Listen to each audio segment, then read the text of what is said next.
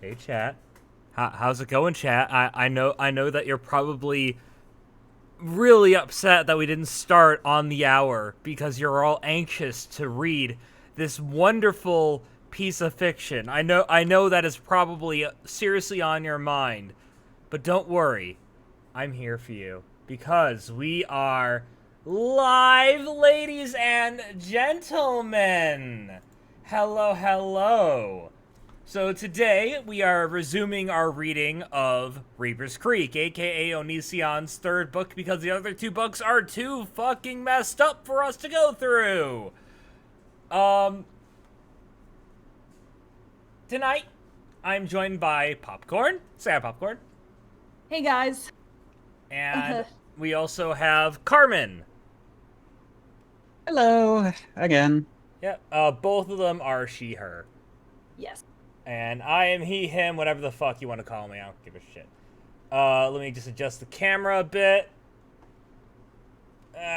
Nope. This way. This way. Ah, perfect. No, now it's too high. And up? No, down. There. Hank, do you mean like a Command and Conquer novel that would fit perfectly with our lovely host? Oh, don't give them ideas. They have enough already. Alright, so let's get this going. I believe I had kind of a nerdy voice for this. The alien was prepared this time. He pulled one of my eyes out. I tried to scream. My mouth was stuck open. My vocal cords were paralyzed. With my remaining eye, I tried to get a good look at the alien as I yelled inside my own mind, suffering silently to the world around me. The alien looked healed. Maybe it was a different alien whose eyes didn't explode. But it seemed this one was trying to take an eye for an eye. No, it. Hey, he corrected the pronouns. That was nice of him. Whatever it is, put my eye back. But it felt different. My eye felt a warmth at the stem. It's called being skull fucked. I'm sorry, that was crass, but it's like my brain's just thinking this. I'm more so wondering, like, how do you know what the stem feels like? Do you frequently feel the stem of your eye? Do you have a tiny Dennis Quaid inside of you? That one was pretty. Well, That to one was. answer the question to this, I have a friend who doesn't have an eye. And she actually cannot feel anything on the stalk. So she wouldn't notice when her lens would slip, and it would just be me who'd look over, see her eye cross-eyed, and say, "Hey, can you look at me real quick?" And I would adjust her eye for her. No, they don't feel. Your stalks have no sensory organs, sensory nerves on them. They have no feeling. I mean, you know what? Maybe, what's his name? I don't have a Dennis Quaid in me, but I might have a. Oh, what's his name? Comedian. Oh, I might have an Osmosis Jones. Oh, I'm sure. Oh, Spaz, you're showing the wrong screen. What? Why is it? Oh. You're streaming softwares over the screen. I know. I don't know why it. Hang on. What? I think you forgot to click the background window. No, it was, Ugh.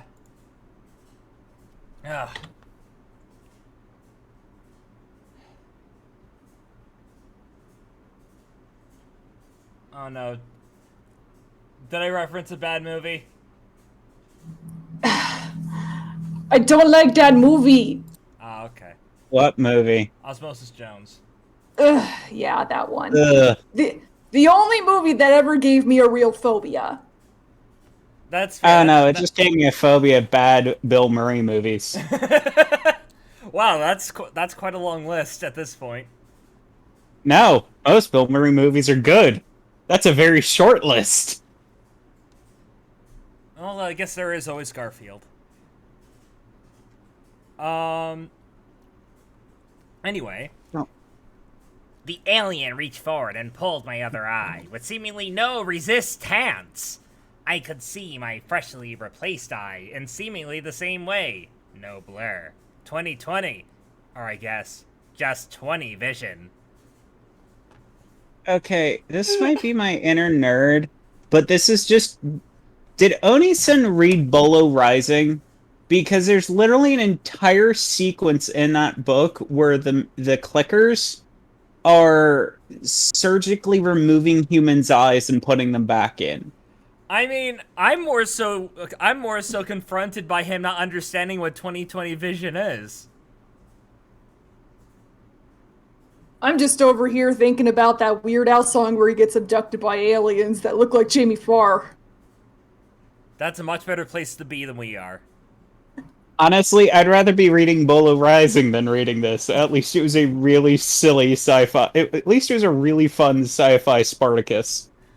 After inspecting and touching my eye in a few areas, I was also returned to my head. The creature seemed to be in a hurry. Immediately, it thrust its hand into my chest and pulled out my heart. Or so, it looked like my heart. I have no real understanding of my own anatomy. Yeah, no shit. I screamed in my head again. I knew the alien could hear me. I must have looked like a fool with my mouth stuck open and nothing coming out. Should I play the scream? Yeah.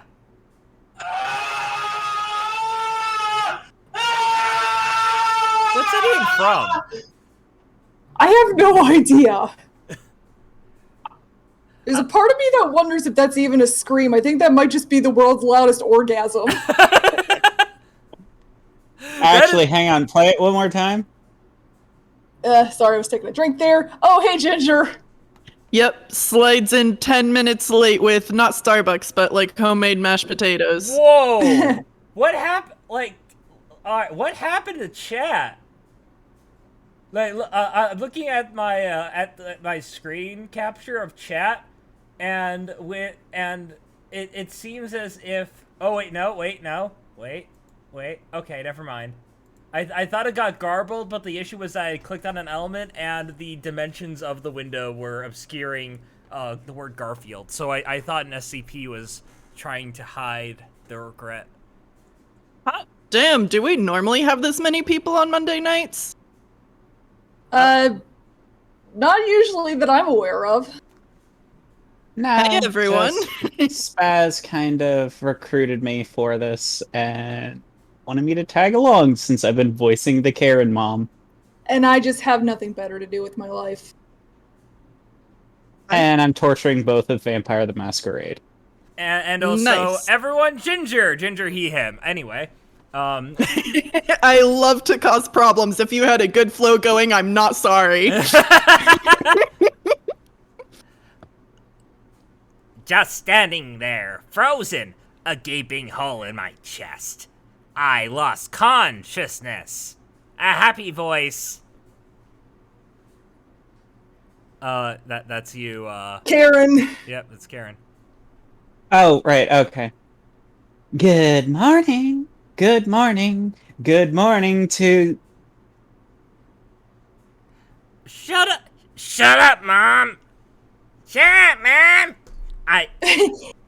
I screamed abruptly, coming out of my sleep.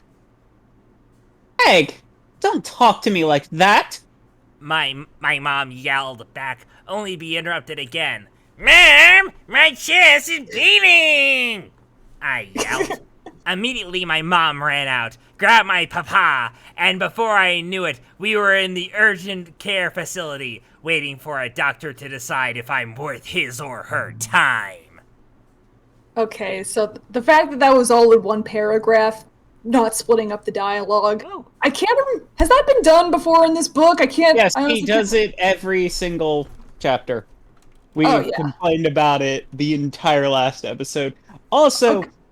There's a cat. to add Okay. to the whole... Okay, when- yeah. It just slipped my mind because my brain is stupid today. It's fine. Due to the fact that we've been trying to figure out when this supposedly takes place because of references that are all over the goddamn place, Did urgent care exist in the 90s, or was that more of a 2000s thing? I genuinely don't know in the United Uh, States. As someone who used to work in an urgent care facility, I genuinely don't know. it it sounds like that would just be a thing. Yeah, but you would think before, like, we had the massive sudden increases in insurance thing, people Well, wouldn't have needed it. I mean, I'm sure emergency rooms have been around for a while. Hang on. Urgent Care Center in the United States. The initial centers opened up in the 70s. Okay, so Yeah. they do exist. Oh, by the way, I forgot I wanted to mention this earlier in the book, but last time we kept talking about, like, you know, blah blah blah, where this story takes place in Ohio. No. Ohio is where his dad lives. I can't remember where he lives with his mom and stepdad now. Was it Washington? It might be Washington. Oh, but that's where he currently lives. Yeah, but definitely, like, we kept referencing how the events were taking place in Ohio, but no, that was where he came from. From his summer visit to his dad. Even then, if he's in like bumfuck middle of nowhere, Washington, that's even worse. Yeah. Well, you gotta remember what else took place in the middle of bumfuck nowhere. Wait, no, I think it was. Let me check before I make an idiot of myself. Because there was something that happened in this area in the 90s that kind of matches up with the bullshit of the story. Oh, it was Idaho, not Washington. Okay, I was gonna say, remember what happened in 92? Ruby Ridge! What happened in Idaho? Ruby Ridge. I don't remember that because I didn't exist yet. Okay, the Ruby Ridge was one of the two incidents, the other being Waco, that led to Timothy McVeigh blowing up a building. Basically, a bunch. McVeigh? The guy who blew up the building in 1996, the federal building. Huh. I think we're getting off topic. Yeah. It's my I was favorite just thing saying, to like, do. it makes sense because Ruby Ridge fits the descriptions of the stuff he's describing, like the rusty bridge, stuff like that. So I was just saying, like, it matches up more than Ohio did. So I was agreeing with him And there. chat, you are now being soothed by a happy Kep. That's always a nice feeling. And yes, Kep does let me just rub his belly like this, and he loves it so much. Oh, Kep time is the best time. Yeah. Yeah, it's a shame you guys don't have a pet to calm you as we read this. I do. He's asleep on my lap. Oh, all right, that works. I have my tea. girlfriend. Also, Am I the oldest person in this? yes, I can tell you for certain. Yes. All right, so Your Anywho. sneeze. oh, hang on. Oh, right. Hang on, I gotta What? open this and. Oh, yeah. Because the Google Doc is fucked up. Yeah. Ginger, if you still need to download Reaper's Creek, like, I recommend actually downloading it, because just trying to look at it in Google Docs messes it all up. It seems readable enough to me. It's like, oh wait, no, here. never Some mind. stuff I gets see cut what you off. mean. Yeah, there's, like, paragraphs cut off, whole pages of just the background. Like, I Yeah. actually... And then the page will continue under the background shot. Uh-huh. All right, It's I'll like download it. It's like for some reason the picture is on top of the words instead of the other way around. You lie down. Is that what you want? Lie down now. I'm waiting for Open Office to open. It's fine. I was just getting my kitty to curl up. He's currently got his head shoved in my armpit like the weirdo he is.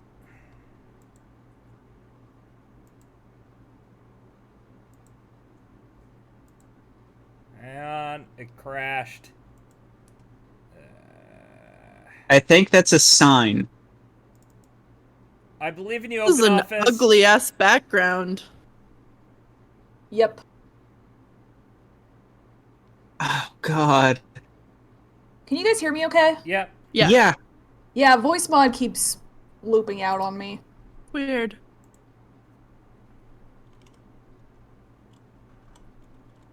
All right, let's just try opening OpenOffice first. Spaz, do you have like Microsoft Word? No, I have OpenOffice. Ah. OpenOffice. I use LibreOffice.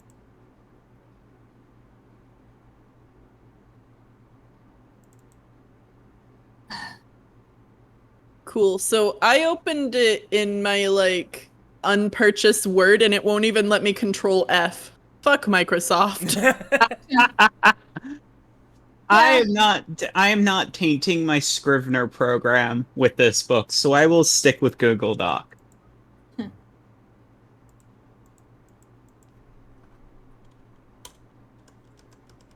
Also, Scrivener can't run DOCX anyway, so. Okay, what number page are we on? Ah, here we go. I'll just I know it's cut out. We're on page 30.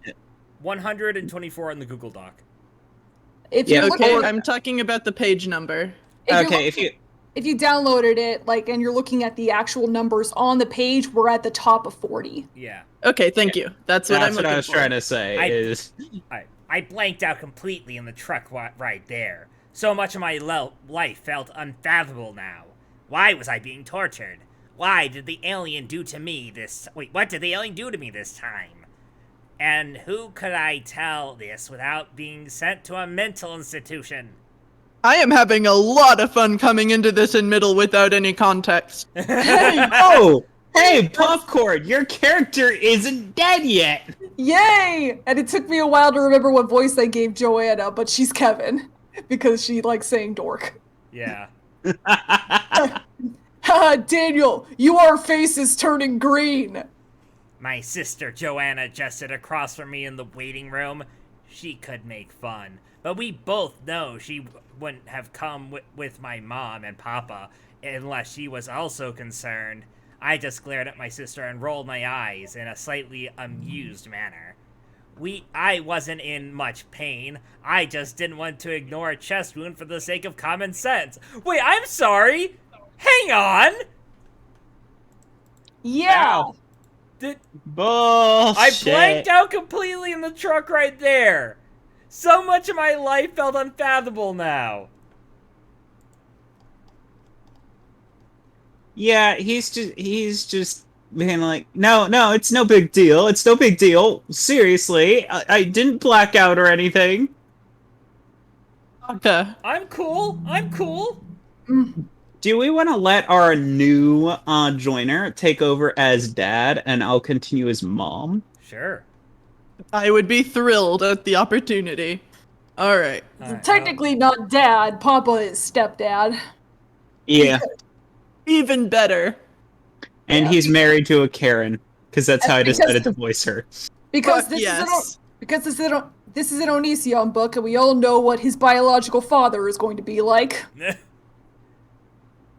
I'll wait to stick it- prepare my smarmiest fucking your mom voice ever. I got to 'cause- the doctor's examination room after sitting in the waiting room for 4 hours. I guess chest bleeding wasn't a huge priority to them. I mean, Okay, It's an so You'd be on traction and literally in a room the moment you fucking got in there. and it's an Yeah, urgent care again- facility. That's what you pay them for. yeah, okay. Once again, as someone who used to work as in an urgent care facility, one, you probably should have gone to a more elaborate emergency room for that. And two, if you did come in there with something that was like constantly bleeding, they would send you back pretty much immediately. Yeah, as someone else who worked in medical, not urgent care, home health aid, we saw anyone with something like this, your ass would be either in a car or in an ambulance on the way to the fucking ER. Yeah, major laceration, we're not just gonna have you sit down for several hours. Yeah, I think this is your own fault for going to no, it urgent gets- care it gets even instead of the ER. It gets even better. Uh-huh. Maybe they were just trying to After kill him. additional 30 minutes of waiting, a nurse came in, asked me a bunch of mundane questions and left. Another 15 minutes, and the doctor came in.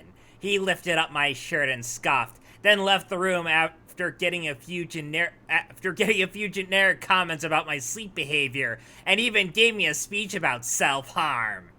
I was confused about all of this, but it became clear he had concluded I had done this to myself, either consciously or unconsciously.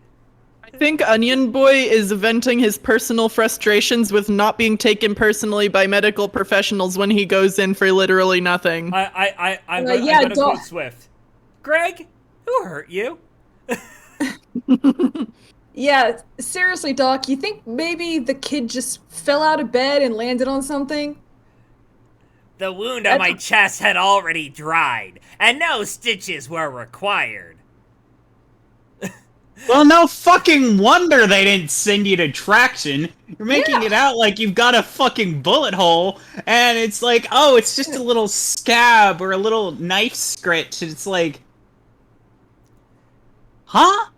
Would you just cut it on a rusty nail or some shit? Apparently, the alien had done either a great job making it look like I hurt myself, or a bad job simply cleaning up my wound entirely.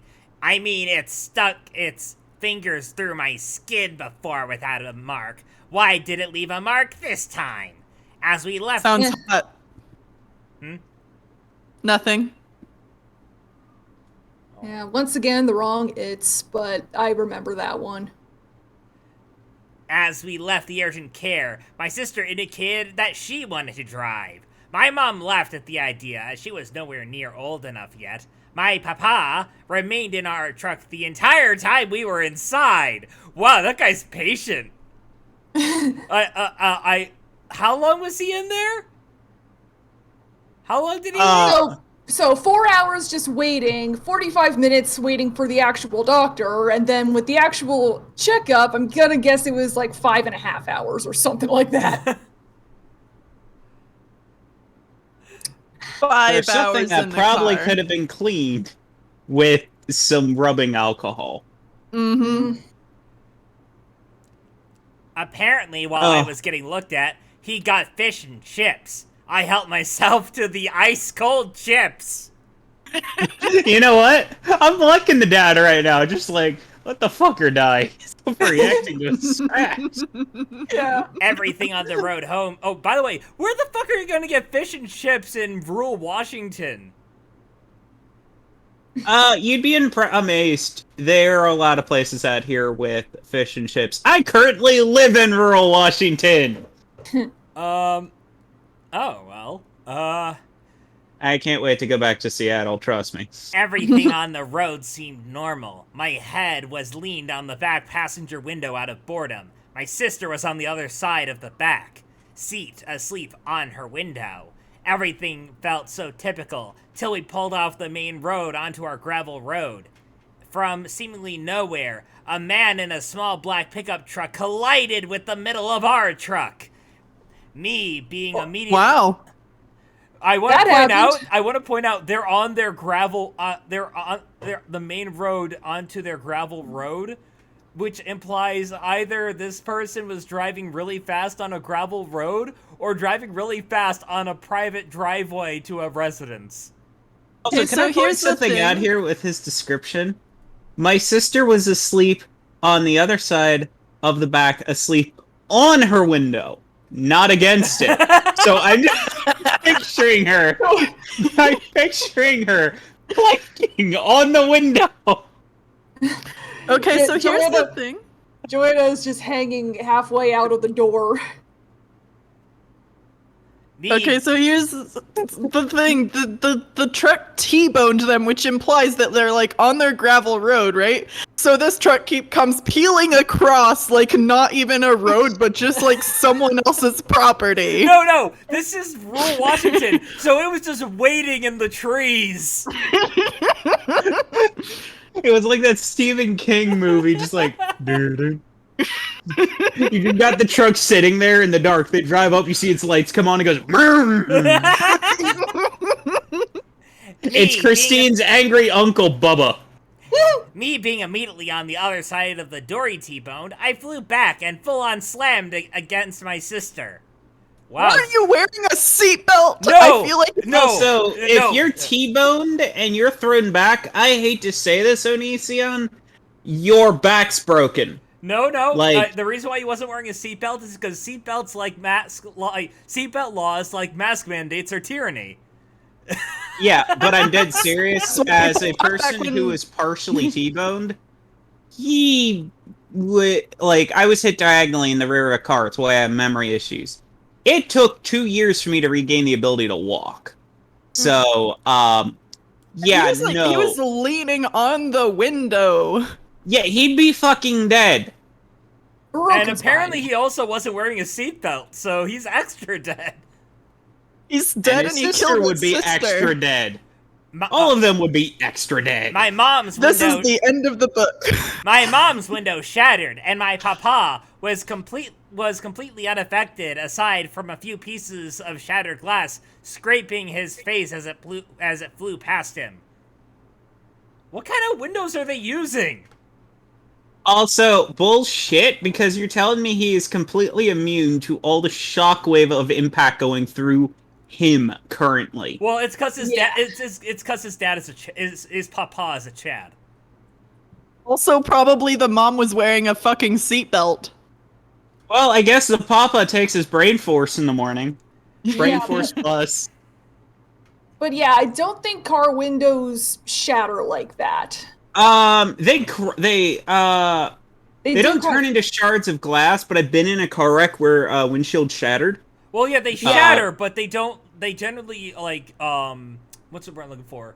They generally They crumble. Yeah, they crumble. They don't. Yeah, they're designed that way intentionally so that they don't send shards of shattered glass past your face. Exactly. But if your car is old enough, I believe it's 70s or older, they don't have crumble glass. When is so... this book taking place? You decide. Well, let's see. We've already got Apple Lisas, which stopped being used in public schools in '95. We've got Final Fantasy VII, which came out in 1998. Metal Gear Solid, which came out in 2000 on the PlayStation. Onision wants to be Lemony Snicket so bad. Without hesitation, the man who hit us, clearly in a daze, screamed at us to see if we were okay, but despite how hard he hit us, we were not the people he should have been concerned with. No one else seemed to notice, but his girlfriend, or whoever she was, who sat in the passenger seat of his car, was clearly dead. She did not- Why aren't you? She did not glow to my eyes. That ability was clearly gone, but I felt a cold in her that I did not feel about anyone else around me. I did not realize it until this moment. Maybe it was because I surrounded myself with the living, and there was no inconsistency that stood out in this new situation. Yet in my chest, when I looked at the woman slammed against the back truck's dashboard, I felt nothing but silent, still, cold. Okay, why did Hey. you feel the need to introduce this new thing How that many you can women do has instead- he associated with death so far? He killed the love interest's bully. The bully technically got into an accident. I'm sorry, the way you worded it, it sounded like you premeditatedly killed him. Second, you've got a woman who miscarried, and you literally introduced her for one paragraph. They to show off his power. a dead woman's corpse in the woods. Yes. And now a random woman you just introduced is killed, despite the fact she would have been mostly fine because she was in the truck, which was a head-on collision, and the interior truck cabs tend to be pretty sturdy, where you got T-boned in what should have totaled a car and killed two of you, or at least broke your back. Alright, You want to talk about plot armor?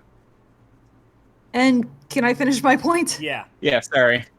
Like, he apparently lost, the death glow, but received another ability to sense when someone's dead. Why would you introduce a new ability to give us the same result?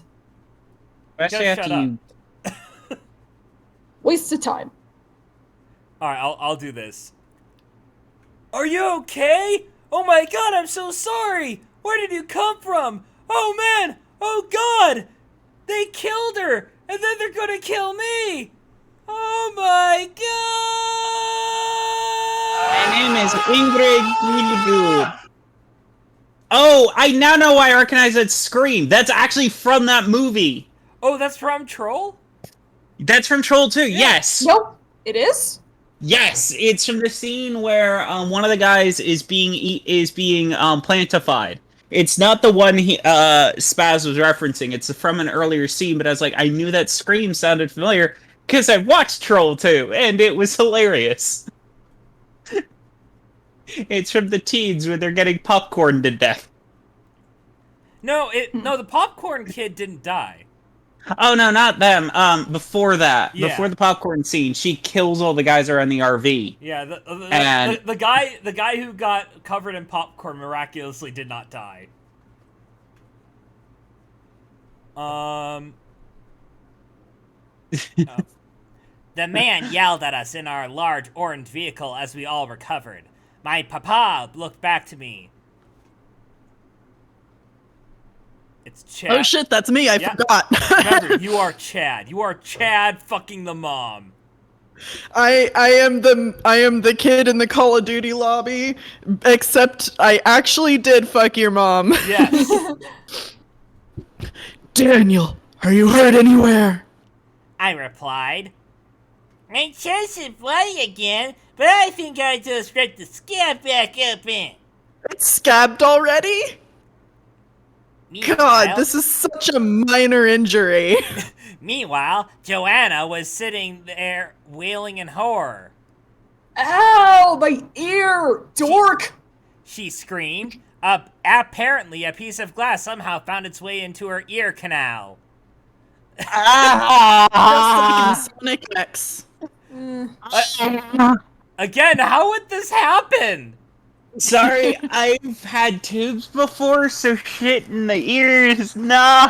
Oh, cringe. Let me help you! I'm so sorry! Screamed the man outside our shattered right window. I yelled back, Dead! Your girlfriend's dead! Worry about her! I felt the focus of almost everyone involved suddenly shift to me in a horribly uncomfortable way. The How driver... do you know? How do you know that's his girlfriend? He's assuming because it's a woman of about his age in the car with him, I guess. Wouldn't it be more fucked up if that was his daughter? And oh my god, why'd I just say that? Because that's probably gonna show up in one of the fucking next paragraphs. No. No, it's not mentioned. Thank god. The driver of the black truck muttered confused under his breath and walked back and looked back at his girlfriend. He saw she was hunched over and began screaming her name. My family kept looking back and forth at me, then at the man, then at the little black truck trying to wake his girlfriend up, then back at me, then the man in the little black truck trying to wake him up. I'm on a horse. He looks at me, and I look at him. Also, You just ruined one of the sexiest ads on TV with that. Now, just picturing Cartman doing that, and it grosses me out. Also- now back at the horse. Now back at me. also, the man was screaming her name, but she doesn't get a name. Yep. Because He's not- everyone has been fridged so far is... It's not important. She's dead. She was born only to die. Such is life. I muttered, She's not gonna wake up, she's dead. My mom replied, Oh, wait, hang on. Daniel, we get it. my papa added, You guys should walk home. I'll deal with the police and everything. None of us were in the mood to deal with any more waiting, and my papa desperately wanted to punch some cops for some reason. How did... Comrade, fuck the police. Oh. This is how I can tell this guy's never been in a T-bone accident. Walk home. Yeah. Your legs ain't gonna be fucking working. You just had a severe shock through your spine. Like even all right, I've been in one accident before. It was nearly a T-bone if we had pulled out from the traffic light any sooner. the person that ran the red light would have T-boned us, but my mom had delayed just long enough that we got hit more so at the front side of the car, at the engine block. And I was able to walk home, but that was only after just sitting around, just kind of regaining my composure for several minutes. Even if you aren't injured, you are generally dealing with so much adrenaline that you can bear that, like once it wears off, like, you don't want to fucking move. Yeah, and the accident that fucked me up wasn't a T-bone, it was a diagonal. They hit the passenger side of my bumper, but all the force went diagonally, so it went from the passenger side rear bumper through me and out the front of the car, so my car got flung into a spin. Yeah. My passenger walked away just fine because she wasn't in the damage area, though she had some internal issues for a few days. But me, I stood up, I tried to stand up, fell right back over. And then I found out later I had been hit so hard that I didn't just have internal bleeding around my spine. I actually forgot how to walk. It's not that my legs didn't work, it's that literally I got hit so hard I lost the muscle memory and had to relearn. But it's no big deal. Yeah, Just walk home. A T-bone accident, even if your legs still work, you probably don't remember how to walk anymore. Carmen, you pussy, just walk home. You belong to Chad family now. You will walk home. Alright, none of us were in the mood to deal with any more rooms or doctors that day. Fuck medicine. We'll get over it. Just, take a long rest and you'll recover with all your spell points. We walked down the gravel hill to our home to self-medicate. Oh my god, they actually did. Weed and caffeine, that's all you need for traumatic injuries. It's just too bad. It's just too bad clerics aren't actually a thing in Onision's world. They're all just pedophiles.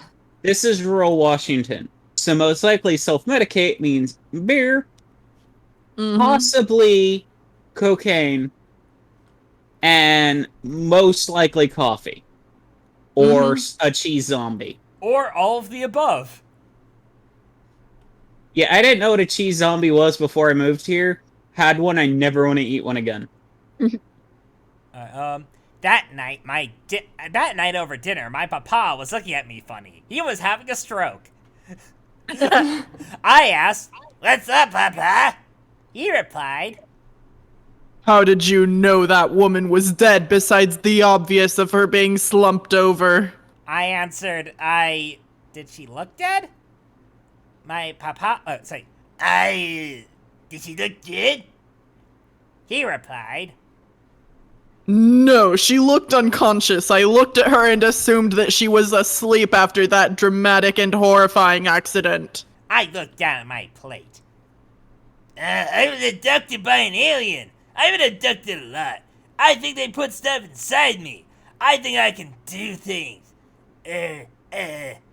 Things or know things now. My papa immediately rolled his eyes and laughed to himself. "When you want to tell me what was going through your head, why you sounded so confident, come let me know, okay?" He said. "I fucked your mom." He said as he stood up and gave his food to our dog, which now exists. You just hear the mom in the background. "Hon, I think our son's on LSD again." God damn it, it's all this self-medication. I love it as dad being so interested. Like, it doesn't seem like he's asking out of concern. It sounds like he's asking because he legitimately wants to be able to do the same thing. I want to know how to tell when people are dead just by looking at them too. It would help a lot with my hobby. Hunting. Yes. Deer. That might happen in Idaho. Yes. I let out a sigh. That was the exact reason I expected. No, the exact reaction I expected. I followed up my last statement. That was a chest wound I had. I think they ripped out my heart and I don't know. My papa replied from a distance as he now closed the bedroom door. Hey, good night, Daniel. I'm on my way to go fuck your mom again. Woo! I looked back at those remaining at the dinner table. My sister was staring at me. What? What? I asked. I said. Joanna replied. You're an idiot. Someone died and you're joking around, dork. I let out a big sigh. I replied, "You're right. I'm an idiot." My mom was away from the table, getting fucked by my papa. Weeks later, I discovered something new about myself on the playground. You still go to the playground? He's supposed to be 10. What? 11. What? 11. Also, because he rarely ever bothers to describe when he changes clothes, we just assume he's running around in a footy pajama onesie with a dirty, bloody SpongeBob t-shirt on. Oh, and he broke his knee and never got it fixed. So It keeps getting better and better. I'm enjoying Onision. What the fuck? You're not enjoying it for the reason he intended, though. But you are enjoying it for the right reason.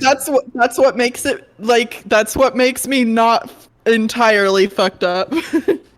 Smoke weed every day. Something that probably ruined a few people's lives. I'll talk about that later. I'll talk about it later, though. That's not important. Like, I'm just gonna place this hook and then not talk about it. This is how a cliffhanger works. I am so good at writing. Chapter 11, Awake. I'm awake. I'm alive. Now I know what I believe inside. I would continue that song, but I don't actually remember the next lyrics. Yeah, same. Okay, we're on the next chapter, Awake, right? Yeah. Months passed. I was laying in bed looking at the wood poles bracing the top of my ceiling. Why was I alive? Why were any of us alive? Why was my existence Because you're surrounded by fucking death? plot armor. Why was I given the ability to know automatically when death was near me? Ah, that's good shit. I spooked the kitty. Smoke weed every day. Heavy philosophy for an 11-year-old. In footy pajamas. With a broken ankle. By the way, the reason why he has a broken knee is because somebody threw a whiskey A bottle beer bottle. at it. Yeah, whiskey bottle. Seriously, so the whiskey bottle broke his knee, but the Well, no, traumatic... it didn't say that it broke his knee, but it was a full whiskey bottle. And it said, I'm pretty sure the text mentions something about it shattering, but it doesn't specify that the bottle necessarily shattered, as far as I'm concerned, because beer and whiskey bottles, they're pretty tough glass. Yeah. That stuff doesn't break easily. Nope. Yeah, I think bones do shatter more easily than that kind of glass. A few weeks back, one of our teachers Yeah, had also, apparently everyone in the neighborhood is Hillbilly Hicks who wanted to drink. Well, Yeah. Epic. and they're all his family. The entire town's inbred. And this is in Uh-huh. Washington? Yes. This is in Washington and not Montana? Pretty sure it's Washington. Well, I know originally that- we thought it was in Ohio. Yeah, but that's where his dad lives. I could see that happening possibly in certain parts of Texas, like where my mom lives. Well, Anyway. here's something to remember.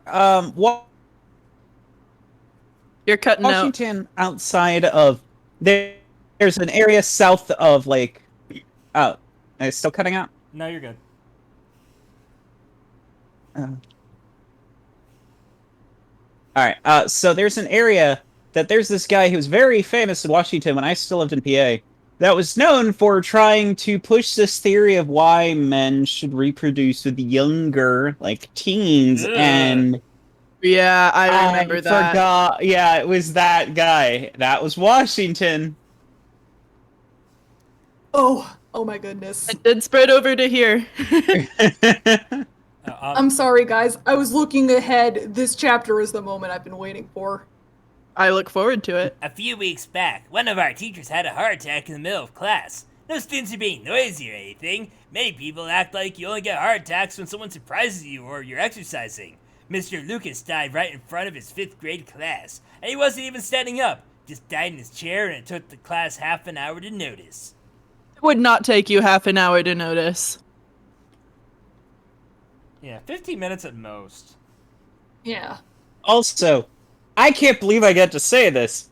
I had a teacher Oh no, you cut out. who had a heart attack in high Cut at the school. worst possible In moment. class.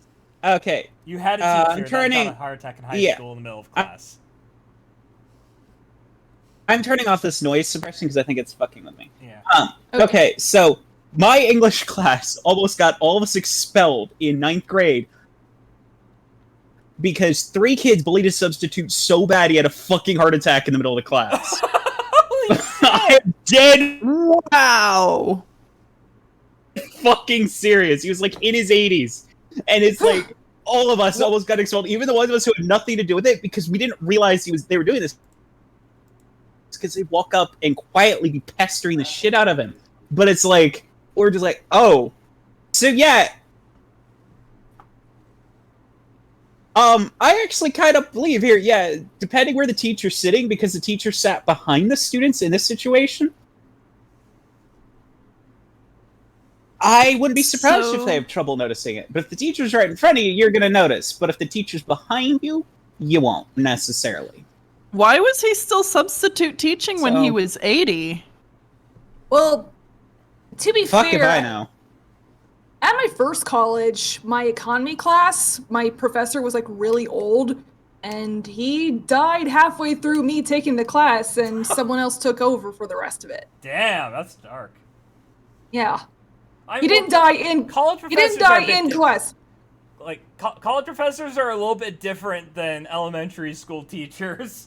That's fair. But yeah, High he didn't school. die.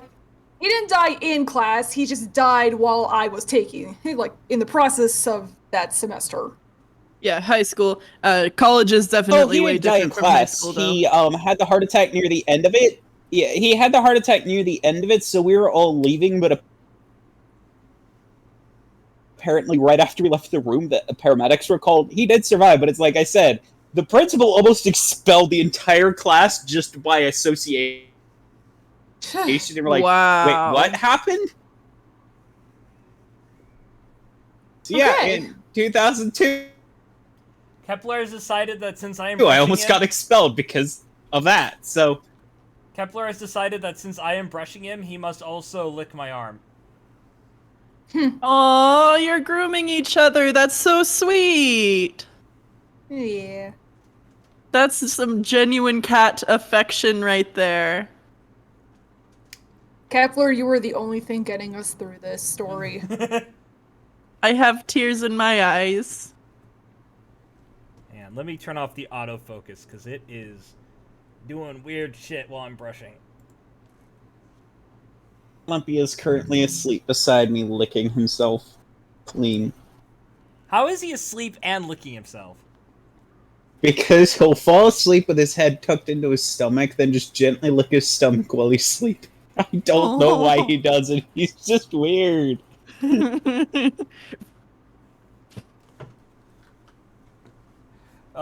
Just so you guys can see, this is the ball of fur I got off him. Yike.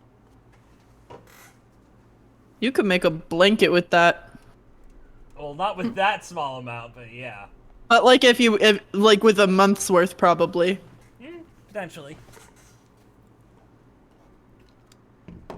Alright, Across the building, I felt him die. Wow. So that's why the power had to change. yeah, I had You to get even more grim dark.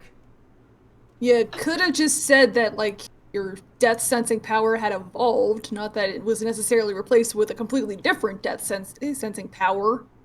Yeah, but that would have required him to edit the book, like, instead of just publishing the rough draft. Yeah, that's asking too much. I mean, there's how many hyphens in this goddamn thing? Enough. The absence of work haunted me many walls away. I could even tell you what his soul looked like if I closed my eyes. Yellow. It glowed. It was hollow on the inside. It had a tail, like a neon sea creature. Wait, what? Like a neon sea creature, if anything. Just like in Soul Eater. But wait, if the soul is hollow, wouldn't that be something out of Bleach? I see what you did there. I never watched Bleach. Me neither. It looked good. Tai Kubo is very good as an artist. He's very terrible as a writer. Literally every arc was the same. You could watch up to the Rescue Rukia, finish it there, and never watch the rest of the show, and it's literally the same plot. Yeah, every arc. I have the first 2 seasons of Bleach on DVD. That's all I need. Yeah, I got up to the bound. I finished the series. I forced myself to finish it. The last chapter, me and every other person reading are like, just fucking finish this already. We're too committed to this. We just want it over. Kill me! Alright, oh, that's you, Carmen. Alright. Daniel, turn out your light! My mom shouted from the front room. I was Well, that was a segue. I was so sick of being tormented by things beyond most anyone's comprehension, let alone the fact I'm just a kid. You keep telling yourself that. Yeah, I think Truck-kun was... I think this kid wasn't visited by Truck-kun. I think he was visited by Mr. Garbage Truck-kun, and it just made him an angry asshole when he reincarnated as an 11-year-old. Oh, and Ginger, if you see Greg anywhere in here, occasionally he accidentally says Greg instead of Daniel. That's incredible. I noticed that earlier. It was the first time I saw the character's name, so I was actually kind of surprised to see it change to Daniel. Yeah, I'm pretty sure they make that mistake in the very first chapter. No, they do. Yeah. Within the first few pages. And also the very first page says how this is basically a self-insert fanfiction. Yeah. So cool. Onision is such a good writer. How am I supposed to be functional, even remotely sane, in an environment that seemingly constantly reminds me of the worst part of my life, one that throws it in my face even if I run? What happens? Onision wants to be making Earthbound so bad. What happens if I go to sleep? Will I get abducted again? Oh yeah. Yeah. No. By the way, Swift. His soul looked like a delicate cross between a flow of piss and a single sperm. So you dirty. What happens if I go to sleep? Will I get abducted again? Man! I'll turn out the light in a minute! I yelled back. My mother wasn't interested in anything but absolute compliance. Her constant working, dealing with the people she encountered every day, her dissociative identity disorder, making her completely different people, I guess. It made her headstrong, unwilling to budge for anyone, especially me. Like, your personality has just totally changed. Who is this woman? Yeah. Hang on. You go to bed right now, or you're in trouble, young man. I will call your father and the PTA board. And then he'll fuck me. In front of you. Lifelong then he will trauma is fuck the me in appropriate front of you. response to you not turning your light off in time. I replied, "Oh yeah? What are you gonna do?" Okay, hang on. I'll get your father, and I'll get him to fuck me in front of you.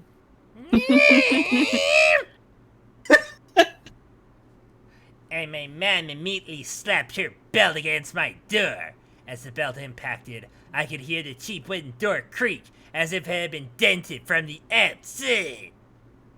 Jesus Christ! Yeah, but seriously, his mom was like super nice in the beginning. What is this? Okay, so I think the dissociative identity disorder joke earlier was a little bit in bad taste, especially with a change like this. Yeah, well, I mean, Yeah. I used DID not because I thought it was accurate, but because that's what Onision would use. Yeah, despite the I fact he don't, has I no don't think idea. Onision would use the correct term is the thing. Oh. Yeah, he good also point. doesn't understand it. Fun fact, I've got the ID. Oh, I didn't know that. Why do you think my personality seems to change a lot of the time? I don't know. I'm used. It's more stable now. When I was younger, it was much more noticeable. But fuck. Like, is there a single woman? Can any women exist in this book without being either? I hate using this terminology, but it's literally how the characters are described in that Magic series too. Basically, they're either sluts, whores, or bitches in this. What the fuck? Yeah. See again, I screamed again. I screamed again. See you gonna hit me? Go ahead and beat me up, man. I don't care. I just want the light to be on. Leave it. As I screamed, I heard a subtle noise I don't know how to describe. I stopped speaking altogether. After a few seconds of silence, I hear my mom scream in the most horrified voice I have ever endured. Oh my god! Please Somebody call the manager! call my husband. Should I play it? Nah, we've used that scream enough. Or how about this one? That works. Yeah. I heard my mom scream in the most horrified voice I'd ever endured. My mom desperately moaned. That's why I said call my husband at the end, because it's like groaned, sure, moaned. What is she orgasming? She's getting skull fucked. Oh Lord! God, I'm suddenly so horny. I'm screaming this right outside your door, so you know how hard your stepfather's gonna fuck me. Oh wait. I Just wait jumped till we down find the out ladder why. off my bunk bed and opened the door. Blood was flicked on my chin and neck as my mom spun around, clutching her eyes. Both her hands were firmly locked in her face, and I could see blood gushing through her fingers. Jesus Christ!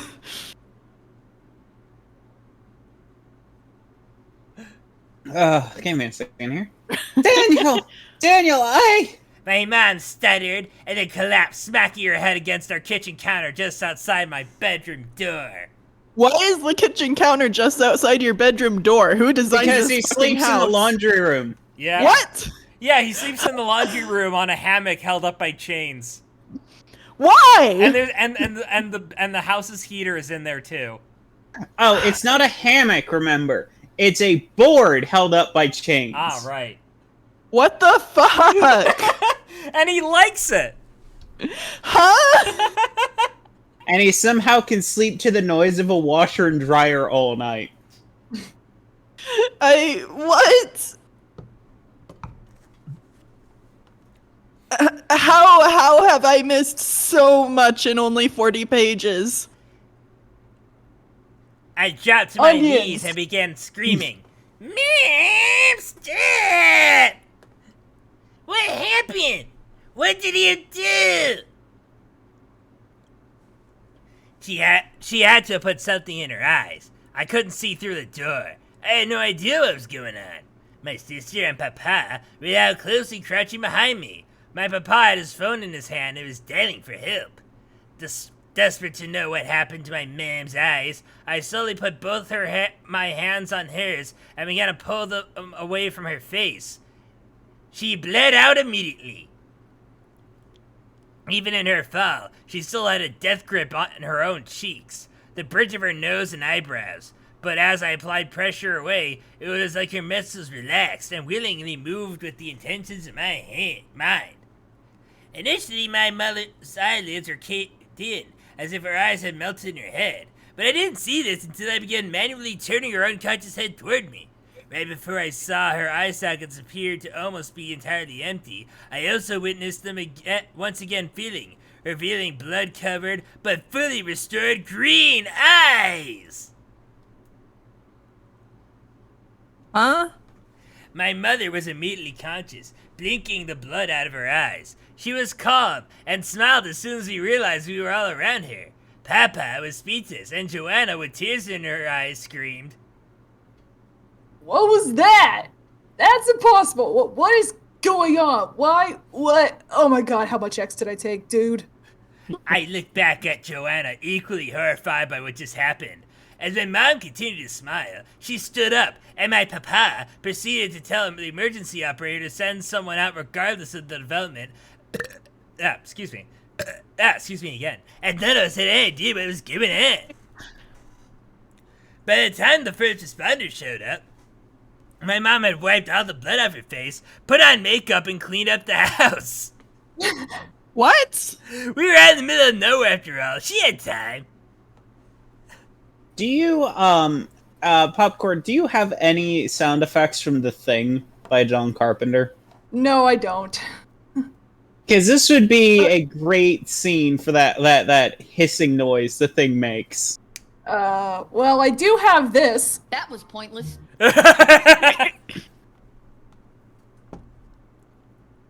I want to make a joke, but I'm so lost. The ambulance drivers looked my mom over and concluded we were all genuinely insane.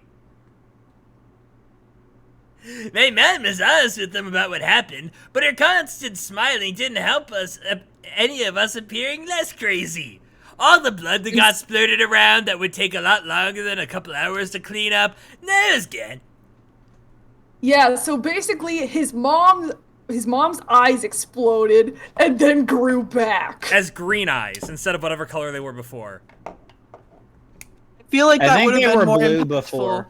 It would have been more impactful if we knew what color they were for sure. I feel like that the evidence that her eye color change would probably be on her driver's license. Assuming she had I don't one. know. The driver's license isn't always even clear about that. Like the eye color on my ID, it changes a lot because like my eyes look like different colors depending on the light. Yeah, that's a standard Hazel routine, as they'll just change. Yeah. Same here, but on mine, my eyes look black, so. But yeah, you didn't miss much, because in 40 pages, all we established is that he possibly killed the school bully, even though the story makes it out like an accident. The way it's so detailed in his thought process, it sounds like he kind of did it. Second, people die around him. Pointlessly, for no fucking reason, and he gets finger fucked in his sleep by an alien. Yep. Incredible. I also love how these paramedics come to respond to what is obviously a group mental health crisis, and they just leave without giving them any referrals. At about 4 a.m., I finally got to sleep, and by 6:45 a.m., I was out to school. I think that's the scariest thing that's happened so far. Papa said It's always at school someone dies. Papa said I could stay home, but I didn't want to be anywhere near that house for a while. Can't blame ya. Valid. He's going to school in bloody footy pajamas. Yep. Well, now he's even more bloody. Exactly. He's just fucking covered in blood. He's Carrie. I continued to eat my mashed potatoes and chicken nuggets alone. A 12-seat table, sitting by myself. Wait, Well, what? yeah, who wants to sit next to the kid covered in blood? No, the syntax doesn't make sense. I continued to eat my mashed potatoes and chicken nuggets alone, a 12-seat table, sitting by myself. He has shapeshifted into a 12-seat table. That's amazing. I would Also, Go on. actually, that kind of makes me hungry. Mashed potatoes and chicken nuggets, that actually is a really good combination. Now I want chicken nuggets to go with my mashed potatoes. No, they are emo footy pajamas. We've already established that they're SpongeBob pajamas. I thought his shirt was SpongeBob. Oh yeah, no, he's wearing a one-piece one-piece pajama suit that is Elmo, and he's wearing a SpongeBob t-shirt, and he is covered in blood with a broken ankle. No, a broken I knee. gotta draw Broken this. knee. And a tiny scab where his heart used to be. And now he's covered in blood and eye goo. Oh. I would dip the chicken nuggets in the mashed potatoes, scoop some of the potatoes up to my mouth with the nuggets, eat, and repeat. Sometimes when I got thirsty, I would drink my chocolate milk and think about how much I hated everyone at this point. All right. See, this is just so much detail for these mundane actions that we don't need. So, like, anything he doesn't describe in detail just isn't happening. He hasn't changed clothes. He hasn't taken a shower. All right. Who's gonna be the weird special ed kid? Let's let the new one, because he has very... Sorry, yeah, my brain derped for a second. He has very few roles. Yeah. So this is the weird special ed kid. Oh, God. Should I... Oh, I don't know how I'm... Make him very articulate. Yes, perfect.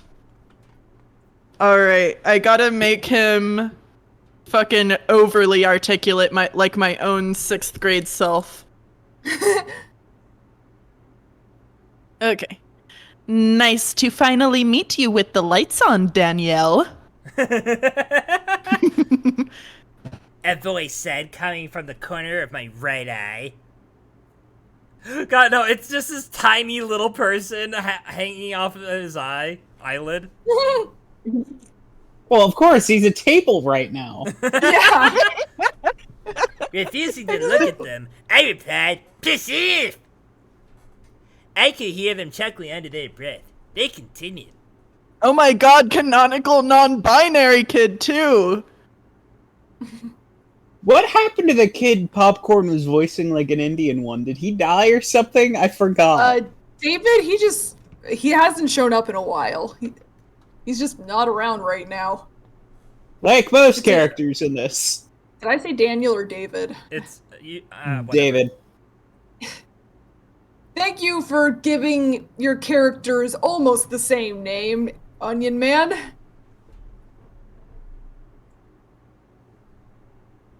Okay, proceed. Alright, I lost my place. Okay. You did the same thing to me that you did to your mom last night. I would be mad, but I did that to someone when I was younger too, so I understand. I was frozen. Was I dreaming? What sociopath nutjob was talking to me? Why would they? How would they? No. I screamed. Me! As I aggressively looked up at them. It was the special ed kid. There's only one in the whole school. Wasn't the special ed kid, like, hinted to be the alien before? Yeah. Yeah. The special ed kid's an alien.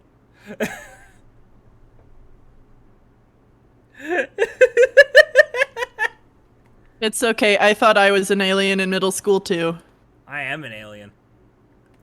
A voice came from the side And of I'm Bill Party! A voice came from the side of the cafeteria from the faculty member who originally pulled me off of Philip when I was punching his face in. Poor Philip died. Calm down, Daniel, or I'll take you right back to the police. A few kids laughed and then went back to eating. 'Cause they knew I cared. The special ed kid sat down.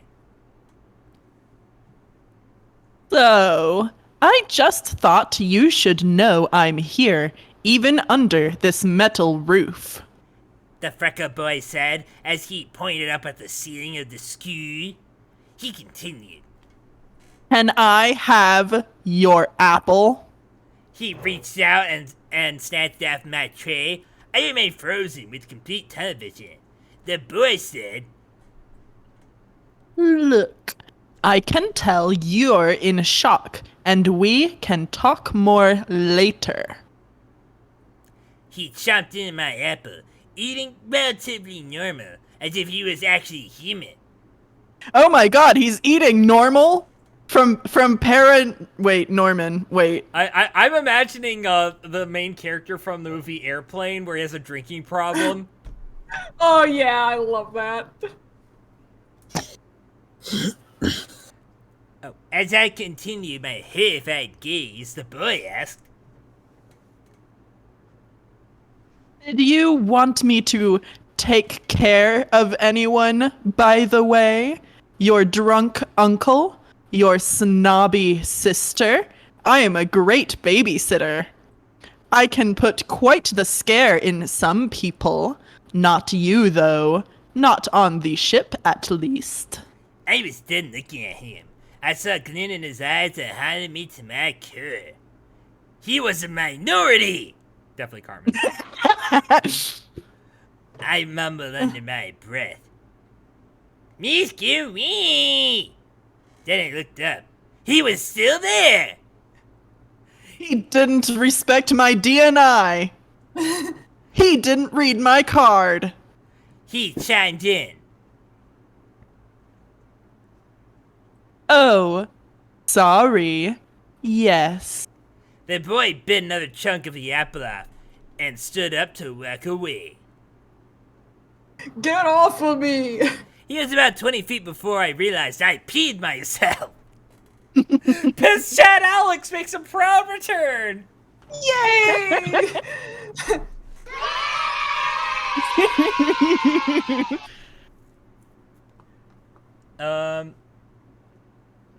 Without hesitating, I grabbed my chocolate milk and dumped it on my lap. Damn it! I spilled my milk! That actually does seem like something Cartman would do. Yeah. I screamed in an attempt to hide the fact I was trying not to cry. I grabbed napkins to clean up when I had now masked as the milk spill, and the lunch bell rang, ending our milk break. Everyone walked away as if nothing had happened, except for me. Chapter 12 Imposters! Oh my god. When the imposter is sus. I don't have that. I can do this though. Wait, I was right. He spelled imposters wrong. Yeah. So yeah, imposters. When the imposter is sus. No, that's spelled right.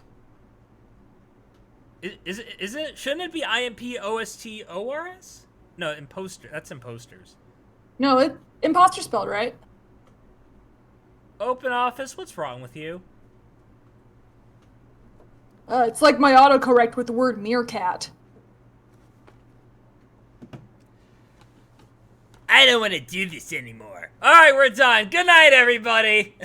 Thanks for coming out. Hit like, subscribe, comment.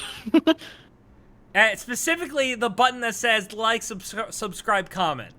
That button. Yep. Join us next week as we read 50 Shades. My I mean, girlfriend if we're is gonna like, do that, we might as well so read the disappointed that I said that. original. Yeah. I mean, if we're gonna do 50 Shades, we might as well read the original fan fiction that she's purged from the internet. That might be hard to find, but it would be cool if we did. Yeah. You're still talking like a kid. I will continue to talk like the kid because I forgot that I was doing that. That's how I used to talk normally. Hey guys, guess what? To be fair, this Kepler is Cam how I yeah, used to Kepler talk. Cam has returned. Yay! Kepler Cam! Oh, and Hey, Kep. How you doing, buddy? Kepler Cam has returned. Because I know this is what you really come for. You don't come to hear us read bad shit. You come to watch us show off my cats. Yep. And we'll be right back because I need to get more water. Okay. Yeah, that's a very funny way to start this chapter. I don't want to do this anymore. Good night, everybody. Should we wait for... Do you guys think we should wait for Carmen? Doesn't look like there's any dialogue Alright. for a little while. I don't want to go. I don't want the dreams. I don't want this creature following me around everywhere I go. I'm not it. It played all its cards on the table when it approached me last week. Every day at school since has been torture for me. I would see it looking at me non-stop at lunch, watching me at recess. And why? Because of the metal roof on my school. Lying here in bed thinking about all this, worried it might take me. But in my sleep again, simply because my roof is mostly tar and wood. Okay, so hold on. I feel like I'm missing some information here. So whenever he What? dreamed that he was getting abducted by aliens, and I guess he actually was. And apparently a Right, fish- no, I get that part. I'm like, what does the material of the roof have to do with anything? It hasn't been mentioned up until now. I guess a thin sheet of metal will stop him from being abducted. He will confirm that in the next couple paragraphs. But I can't see me when I'm under metal. If it can't take me, Okay, back. Sorry about that. Hey, jumping up, I walked nervously to the kitchen. I grabbed a pot and a long strand of aluminum foil. with aluminum foil. I walked back to my bed with the pot and the foil, climbing up my ladder cautiously so I did not drop either. There, now I'm safe. The pot on my head, the foil wrapped around my entire body. They can't take me now that I'm a hot pocket, right? Please tell me you have a tinfoil hat sound effect. What would that even sound like? Well, there's like literally YouTube channels just making fun of this shit, like called Tinfoil Tom or stuff, where they just sound crazy. No, I don't really think I have I don't suitable think we substitute could for have that. predicted this happening. Do you have an Illuminati? Do you have just someone screaming Illuminati? No, I don't have the X-Files theme either. Aw. I really should put together a list of all the stuff I still need to put on here. Drifting out to sleep was Oh no, this is the chapter. All right, guys. Cli- Trigger warning / content warning. Pedophilia. Ugh. Tune out now. Oh, Let me hang on. just do one joke before we start getting Wait, into no. dark shit. We're here. It's only hinted. It's probably the next chapter. Yeah, where the it next one? really becomes a problem. Hang on, text. Oh wait, no. Where is it? Here. It is. What's the guy who ran to catch a predator? Chris Hansen. Where's Chris Hansen when you need him? Probably skip. That. Go ahead.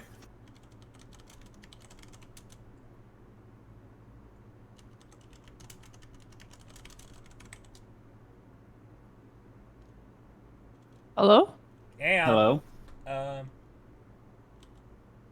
That's a line you should see if he can get popcorn. I'm not sure if you'd be able to, but the line where from To Catch a Predator, where Chris Hansen just says, "Have a seat."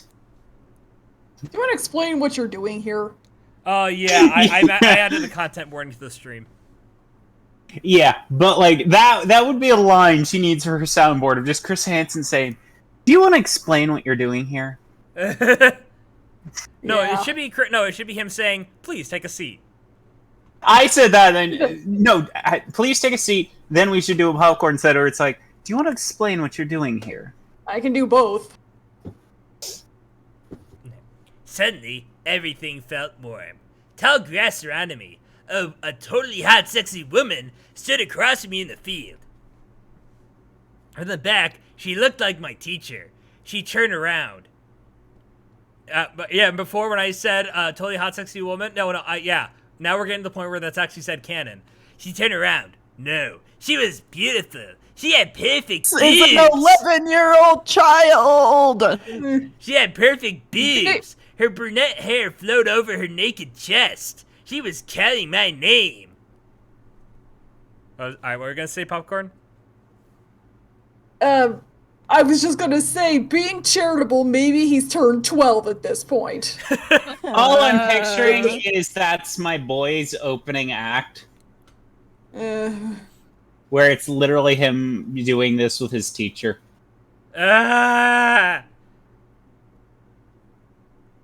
Just think of this as a bad Adam Sandler movie, and it'll make it more tolerable. No, it won't. It really won't. Daniel, I want you to be with me, the naked woman said as she began to approach me in the grass. Smiling uncomfortably, I replied, I'm uncomfortable too. Whoa. Hi, who are you? I need an adult. Immediately, I am the an woman adult. reached out and began touching herself as she continued to walk across the field toward me.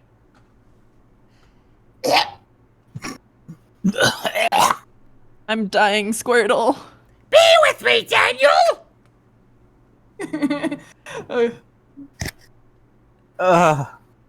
She said It's a again. Shota complex. A warm breeze flowed through my hair.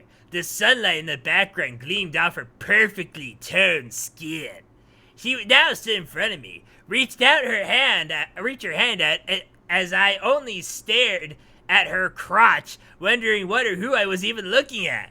Gently, she put her hand under my chin and brought my eyes up to hers after picking me up off the ground because I'm fucking 11. I love Okay. you, Daniel! Kiss me! Okay, I can't believe I'm making this joke, and I'm sorry, this may seem rude, but the point where she lifts his chin up, my eyes are up here, Daniel. I'm sorry, I'm terrible, but it's just the way he's describing it, that's all I'm thinking is... Leaning forward, our lips connected as her hands began running up and down my body. That's terrible. Don't say that. Daniel! Stop. She said. Onion Man, please. Daniel! She screamed. Daniel, come out here now! She screamed even louder as her face turned gray and her eyes turned black. Jumping out of my rest with the pot spinning around my head from the momentum, I heard it in real life. This is a special ed kid. Where? Oh, okay. Danielle, I sacrificed everything for you. Stop making this difficult. The voice screamed, keeping the aluminum foil around my body and the pot on my head. I slid over to the wall and began to look out the window. By the way, I want to point out that he jumped up. He said jumping out of my rest. The pot began spinning around his head from the momentum. How would is this a cartoon or something? Probably. Okay, you know how... Have you played the original Mario Brothers? The first one that was side-scroll, not the stupid pipe one? Yeah. Okay, yeah, and then you remember the one on the Super Nintendo Mario World where when you hit the A button, he did that spin jump? Oh, yeah. That's how I'm just picturing Daniel get off the bed, is just...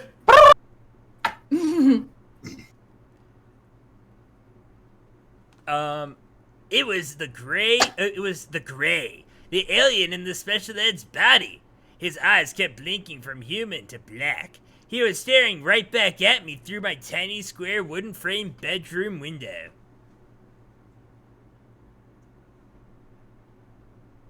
a shame we don't have a FBI open up sound. Oh, that's another one.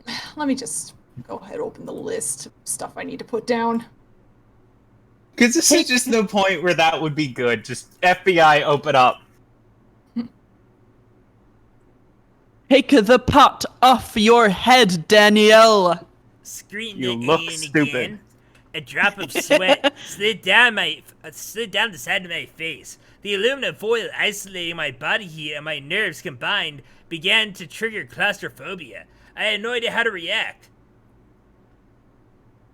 Doesn't aluminum foil tear really easily? Yes. Like, how is this working? Because Greg is an idiot. Yeah. You need to take that pot off your head. I'm trying to help you. It'll stop me, but it won't stop them. Still having no idea what to do, I reacted on instinct and ripped off a piece of aluminum. jamming in the edges behind my window frame till I could no longer see the alien.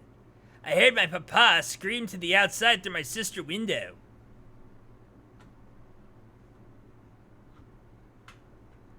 Freak! Get off my property or I'm calling the cops! And also my wife. You decide which is worse. Let me speak to your manager. I'd like to speak to the manager of your species. Immediately, a deafening silence consumed my ears. A silent rumble began to shake my bed. I looked up, and before my eyes, the wooden ceiling began to warp. It was bending outwards, groaning under the strength of whatever was pulling it upward. Screaming in terror, I slammed my hands over my ears as the unnatural deep and bone-shaking sound vibrated through my room. With no resistance, a massive section of my roof was ripped off. I kept my eyes open. My screams of terror turned into screams of rage. Despite my entire body being consumed with anger, I was unsympathetically torn from my bed, the pot falling off my head, and the aluminum foil now dangling to my side briefly as, till it began twisting, eventually falling off me, slowly drifting to the roof of my house. I screamed angrily, but felt so powerless. This invisible beam was pulling me forcibly away from the world I knew, and my future life as a sexual predator. This invisible beam was pulling me forcefully away from the world I knew. Yeah. To my left, I saw a spark bounce off of the large, cold-textured ship. Interspeak. Interspeak. I couldn't hear anything, but the beaming deep noise of whatever. Cap. What you doing, Cap? He's getting in the way of my camera, of my screen. And are you coming on my lap, buddy? Is that what you're doing?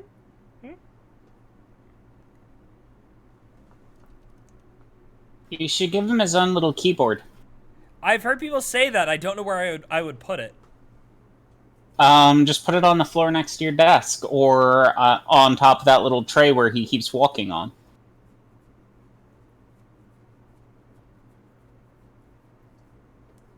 In a moment.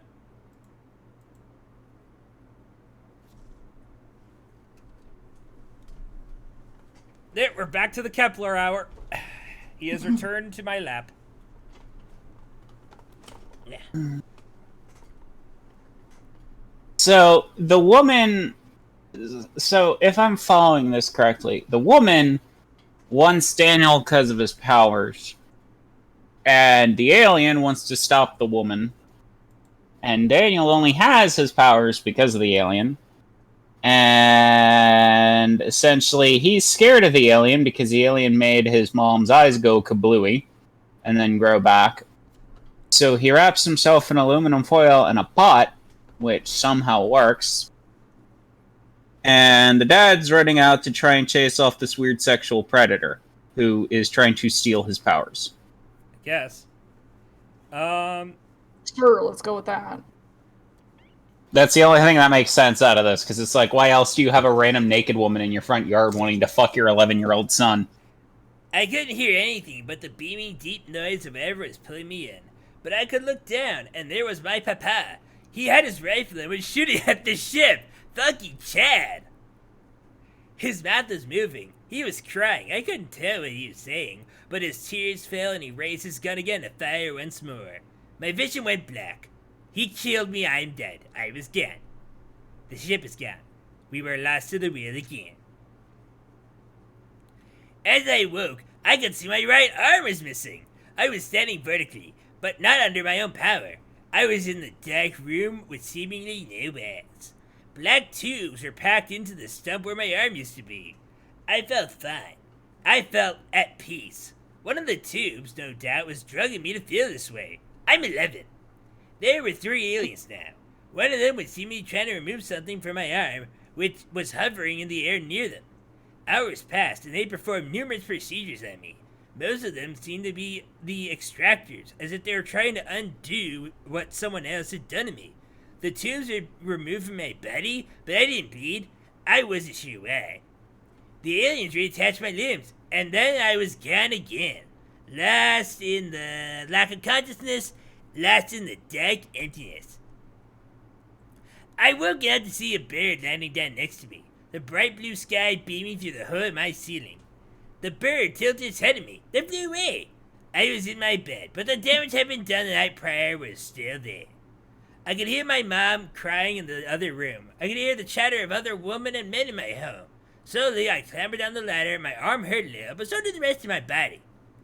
My front door had 3 police officers in it, as well as my sisters. Oh, hey, his older sister exists again.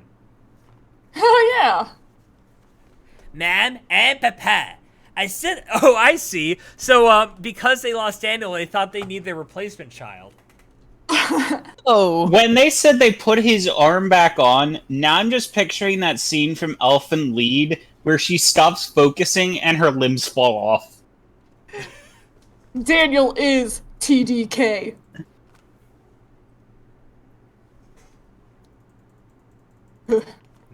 Amazing.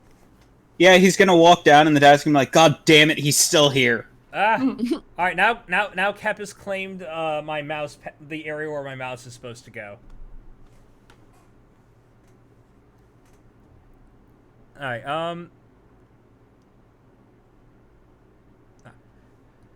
I stood there for a moment, rubbing my eyes. They all continued to talk to one another. Joanna screamed, Dork, Daniel! and Amelia ran over to me. My mom let out a painful gasp and ran over to me as well.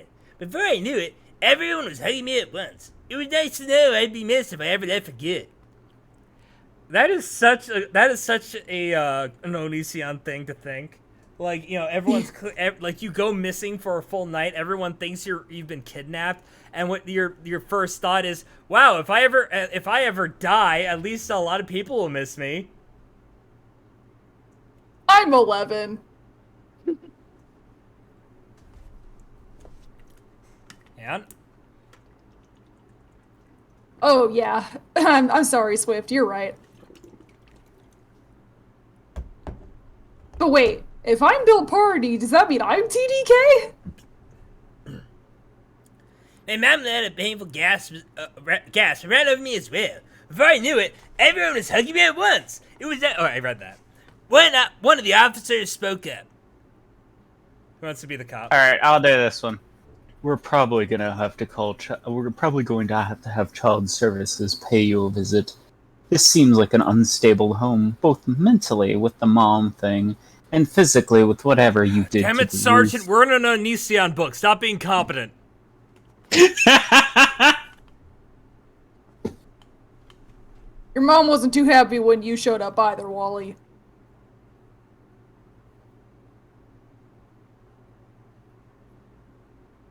So go ahead, Carmen. Hang on.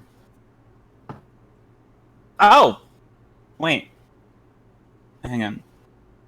Probably gonna have to call child services. I did that part. No, Then it goes. you skipped it. Ma'am, y'all said your eyes exploded. Oh! Dyslexia, sorry. You're fine. So I jumped, okay. One of the officers says, Ma'am, y'all said your eyes exploded out of your head the other day. We show up your That's eyes not how you use the word y'all. I know. Isn't that the same thing as saying you all? Yeah. Yeah, Well, and I'm sort of. also... It's like Ye- you plural. Yeah, so, as a former Southerner, let me just reread how this should be said. Ma'am, y'all said you're... How are we there's both no way to former word this Southerners living in properly. the... How are we both former Southerners living in the Northwest? What's with that? Well, because I was born in Florida, lived there for 8 years, moved to Pennsylvania, lived there 15 years, moved back to Florida, lived there for 5 more years, then moved to Washington. Fair. You would, I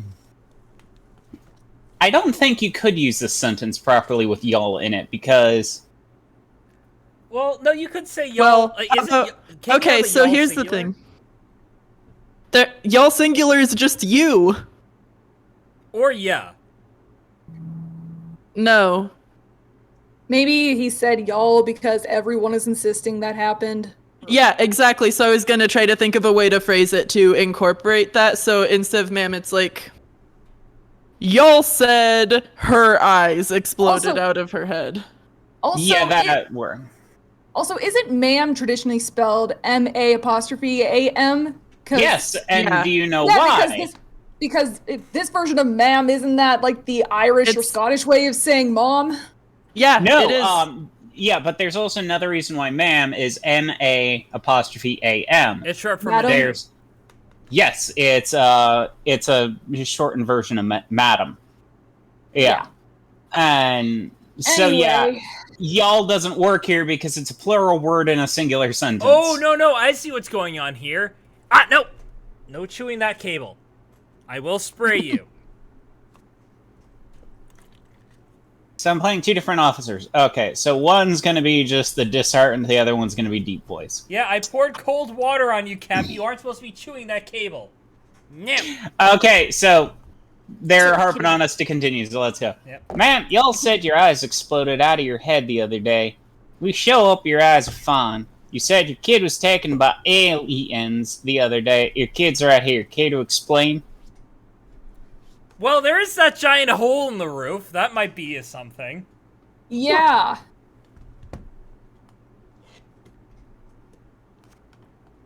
Oh. My papa stopped hugging me and turned to the officer. He said, Listen, we'll handle this. I'm so fuck. I keep talking in the fucking alien voice. I keep relapsing. Listen, we'll handle this. I'm sorry for any inconvenience. the officer replied, We're probably gonna have to have child services pay you a visit. This seems like an unstable home. Both mentally with the mom thing, and physically with whatever you did to the roof. I just want to point out that with the amount of force required to just pull the roof off the way it was described, that would require like industrial equipment. That isn't something you can just do by hand. Yeah. Yeah, I feel like you should be taking this investigation a bit more seriously, officer. Well, this is the most realistic depiction of a person in this story yet. Yeah, I thought you were actually improving that. What, the child services Yeah. thing? No, I just misread the line. I read the wrong line. my mom hugged me harder when she heard the officer say that. My papa said, Thank you for your help on this, officer. I'm sorry we called. I'll make sure not to call you next time and handle it all by myself while simultaneously fucking this child's mom. right after the police left, my papa said, Well, you call the cops to protect your kid and then they threaten to take your kid. Just another day in the country. I think we all knew if something came up in the future, the cops wouldn't be involved. Because this is written by Gregory. Yeah, a little backstory on Onision. I'm pretty sure he wrote this in because people have called child services on him because he's fucking insane. Also, I love how the cops kind of left out the series of bodies that have shown up in their river. Right. That's a good point. Especially the bully that their son beat the living shit out of, who somehow sledded down a river, bypassed whatever was supposed to stop him, got trapped under a beaver dam, and drowned. A week passed since the incident. I was in the bathroom at school using the urinal. What a great transition. A voice I never wanted to hear again resonated through my ears.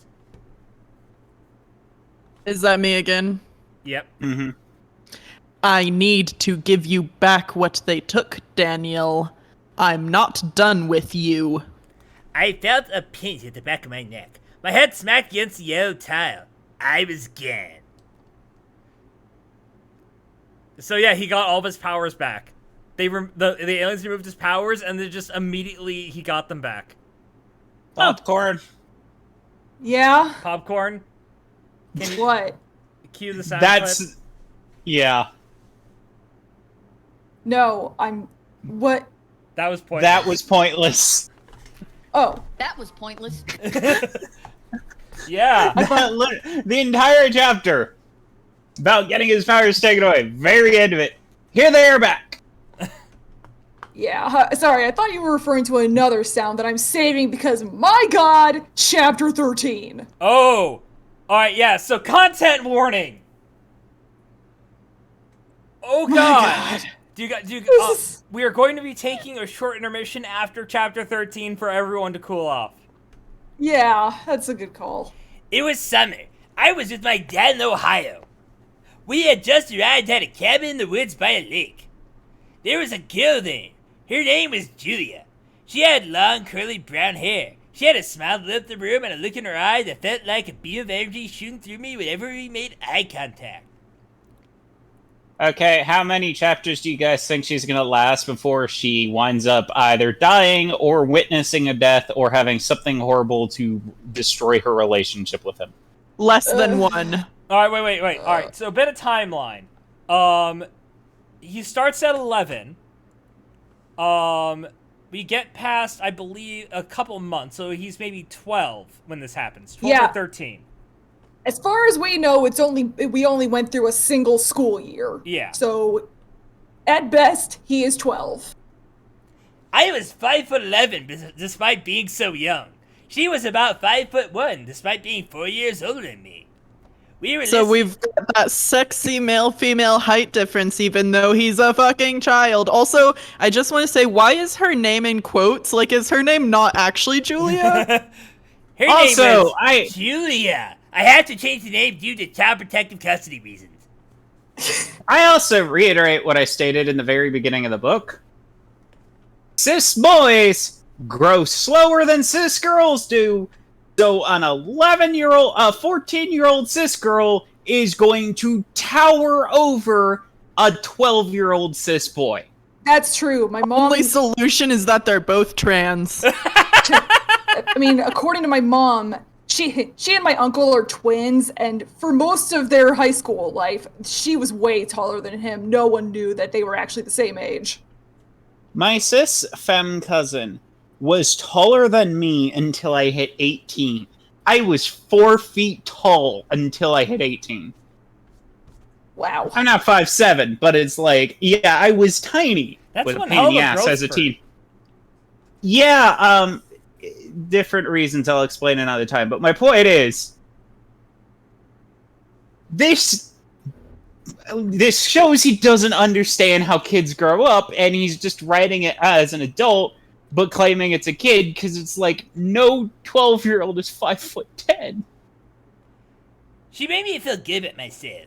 The sudden touches of my shoulder, my hand, her giggling after every other thing I said. All right, wait. So if he's like 11, that means she's like 15. 15 or 16, yeah. I was lucky to have someone distract me from the last couple of months of my life. A flashback crossed my mind. The boy in the bathroom. He must have injected me with something. Done something to me. I woke up, sitting in the corner of the bathroom. Wait, I'm all right. So we did a time skip forward, and then now a time skip back. Okay. Yeah, why couldn't we just finish the scene in the last chapter? Hello? A janitor was shaking me. The female principal wouldn't come in the bathroom, and he was the only option. He smelled like alcohol. My principal didn't really give a shit. That was vital information. Shaking out of my Also- thoughts, Julie and I decided to play darts. She tried, but I won with little experience. Because I'm Greg, and I have to be the best at everything. Hey, Carmen, how do you want to play a female character that really doesn't want to be in this book? Can I play her like Carmen every time you guys stuck her in a social situation? Yes, do it. Also, yeah, minor thing, but sometimes she's called Julia, sometimes she's called Julie. which I'm sure, Julie is a fine enough nickname for Julia if you want, but I'm going to chalk this up to Onision being a derp. Yep. Alright, let me take a sip here.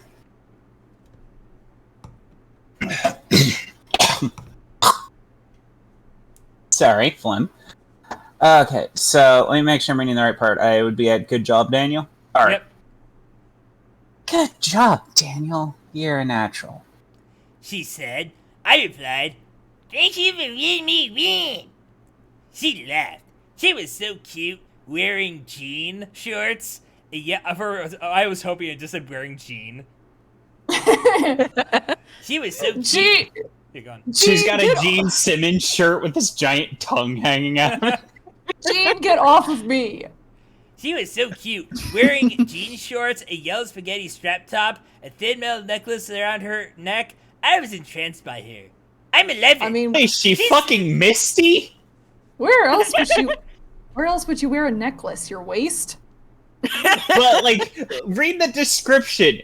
Jean shorts, a yellow spaghetti strap top. Oh, yeah, it is Misty.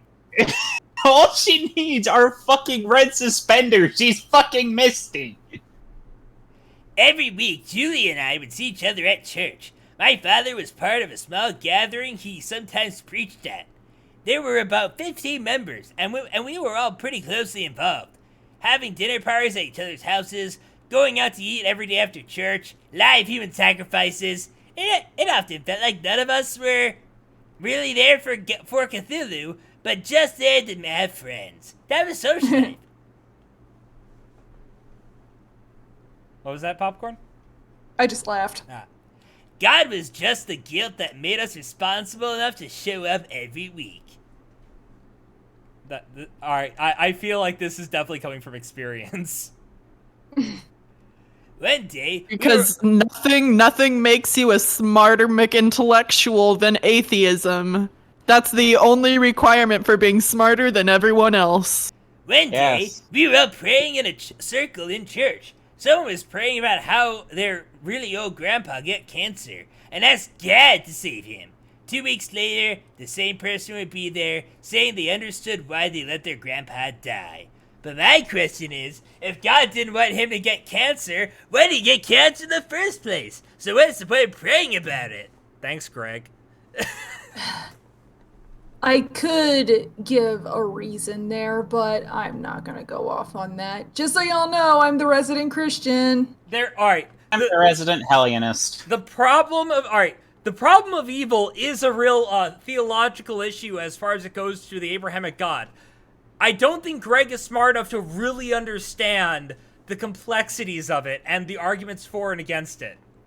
Right. He also isn't smart enough to read the older texts that are mostly subjugated, that also reveal varying differentiations in how humanity warped a certain religion, and also its I cannot fucking say that word. Zoroastrianism. That's the word. Zoroastrianism? Yeah, how it had a roots into playing into Abrahamic religions. Oh, I like mythology, so looking into various religions is a fun hobby of mine. Believe it or not, Christianity. I am also very interested in studying different world religions. Believe it or not, the earliest versions of Judaism, Christianity, and stuff were matriarchal. Mm-hmm.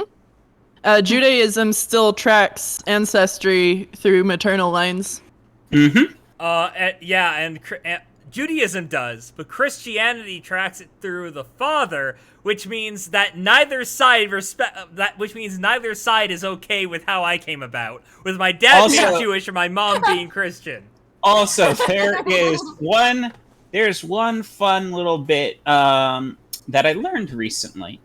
Why you should never say Christians and Catholics, because that is a form of racial separations that was used by the British to basically propagate abuse against the Irish, because they're both technically Christian. That's correct. I actually have Irish Catholic ancestors. Actually, my grandma was raised Irish Catholic. The only reason she's not is because my grandpa converted her into Protestantism. Mm-hmm. I was a Mormon who turned Hellenistic, so I worship Medusa, Persephone, and a few others. Yes, the inner machinations of Spaz's existence are an enigma. I was evangelical, like hardcore, fully brainwashed evangelical, and now I'm like a heathen. I like Thor. He's pretty cool. I'm just a very chill, non-denominational Christian who, like, I don't have a problem with atheists. If I did, I wouldn't be here. But if you're gonna tell me that I'm stupid, Greg, Yeah. Like, Yeah, also, actually, Popcorn, I'd say you're the most accurate version of how Christianity should be practiced, because people who've actually read the Bible know that it says it doesn't necessarily matter if you go to temples or churches. It's if you act out your belief and follow Christ's teachings, such as charity, caring about those around you, not mattering if you're wealthy or not. It's putting the compassion towards others. Guys, exactly. but guys, what about the grandpa that got cancer? wow, that's a dilemma no Christian has ever considered. You're so fucking smart, Onision. Yeah. Okay, let's. A lot of times when we would pray in a circle, Julie and I would try and hold each other's hands. Because of my skepticism, I would often have a hard time not laughing when somebody would ask God for something really stupid. Julie Once would- again, we're supposed to be identifying with this jerk. I need to make a Julie sound effect for him saying he touched your hands. Okay. Julie is more respectful than me. She would squeeze my hand the moment she detected I was about to laugh, and that would help me prevent me from using it. Thank the gods for Julia, honestly. Julie squeezing his hands, Man. just like, please don't embarrass me. Please don't embarrass me. Please don't embarrass me. Julie is the hero of this story. My dad only got to see me during the summers while my papa was out fishing in Alaska. My mom left my dad because he was accused by her two sisters and her own child of being inappropriate to an illegal extent towards them. That's a really... Then why do you send them to live with him over the summer, Mom? Maybe that is why he resorted to religion so strongly, to make sense of his own sins, to try and accept himself despite what a monster my family members accused of him of being. You know, I want to because- say this is just his normal cynicism, but do you notice that there are a lot of really awful people who just become born-again Christians to deflect their hateful behavior? Yeah. Yes, because Christians and pedophiles are the same thing. Yeah, I'm not saying that. I'm just saying, like, it is kind of weird that... Onision is saying that. Well, I mean, Yeah. the reason why, a big reason why, like, don't get me wrong, I think that is something that happens with most religions. The reason why it seems so apparent with Christianity is because turning away from past sins is a big chunk, is like the core of the religion. So, so of course they're going to, even its followers are going to highlight people that were bad that are now good in their eyes.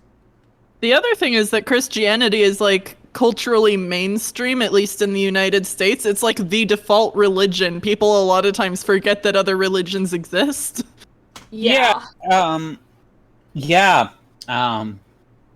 As much as it's a joke, Scientology also has its own issues. Mormonism definitely has its own issues. Those are some incredible understatements.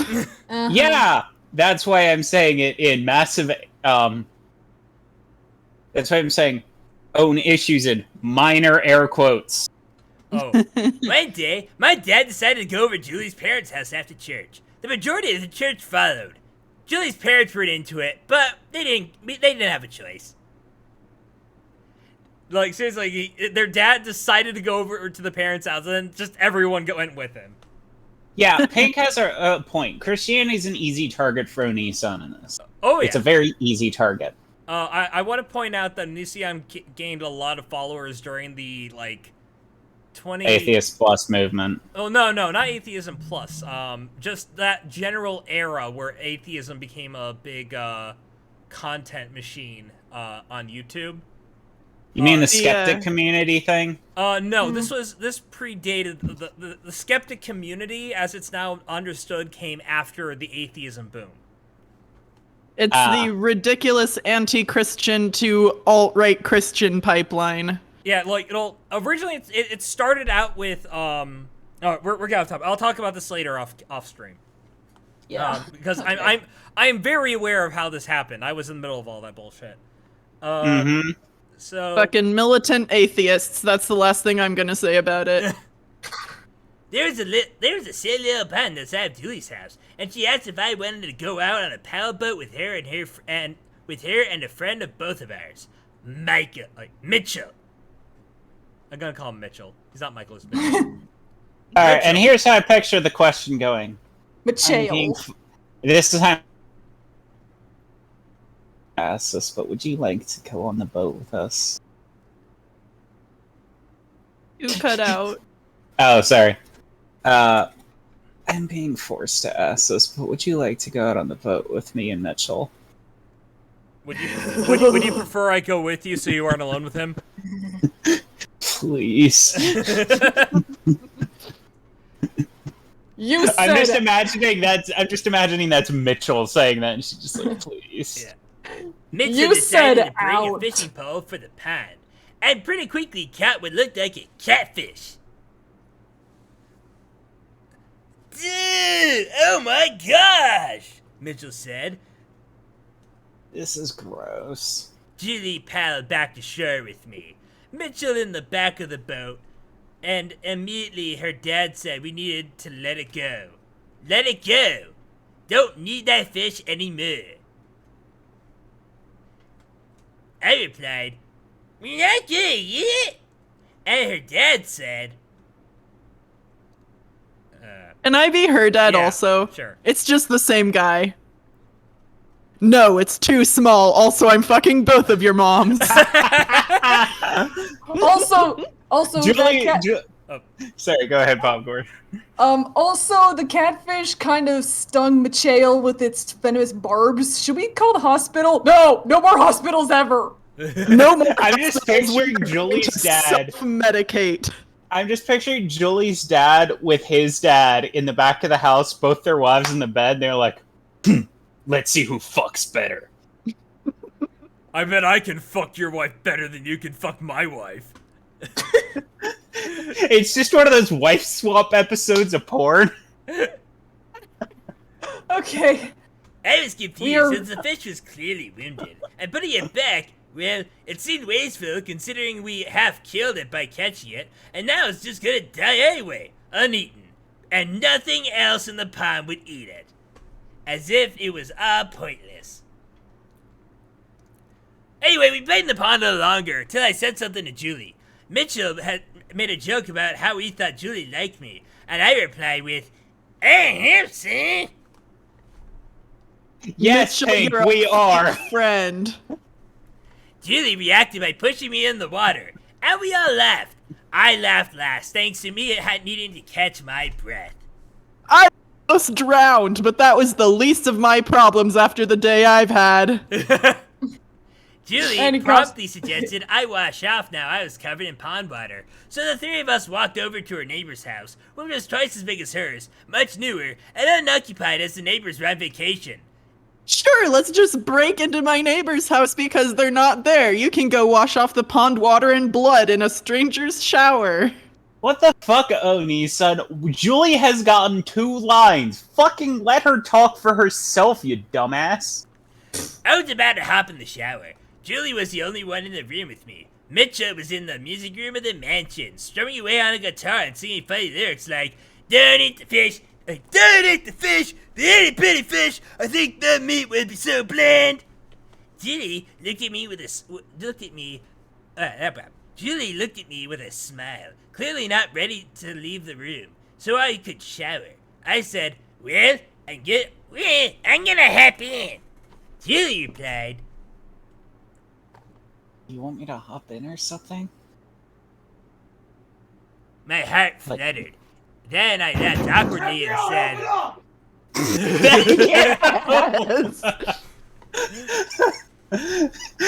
Holy shit, Popcorn, that actually scared me. Sorry.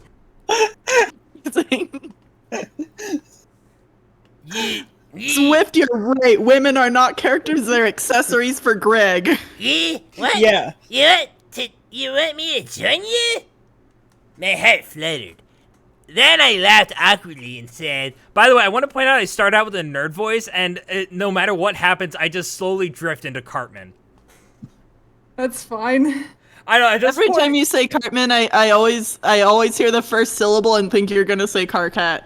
Oh my god. Please tell me we're not gonna have to do dialogue to a sex scene.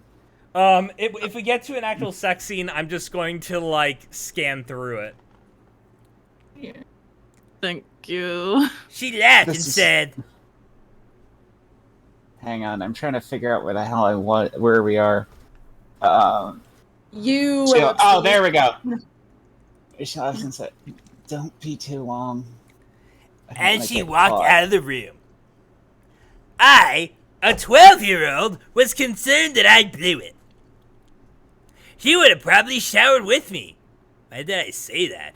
Why didn't I just say, yes, please, thank you? Or at the very least, the room water felt incredible, but I couldn't help but being upset with myself. I thought about what it'd be like if she was in the shower with me. Would she have taken her swimsuit and shorts off? Would we have kissed? Before it was time to return home to Washington State, we had one more Sorry for the burp. Well, we actually have a confirmation of where the hell this takes place, finally. Yep. Before it was time for me to return home to Washington State, we had one more cabin trip to go on with a few church members. Mitchell was there, so was one of my sisters, and Mitchell's sister. Julie, most importantly, remained close to me the entire first day of us being there. I love how it's like, Please let go of me, please let go of me, please let go of me. And in the meantime, Greg's sister and Mitchell's sister hooked up. Yes. Wait, That's how a old are story they? we really need.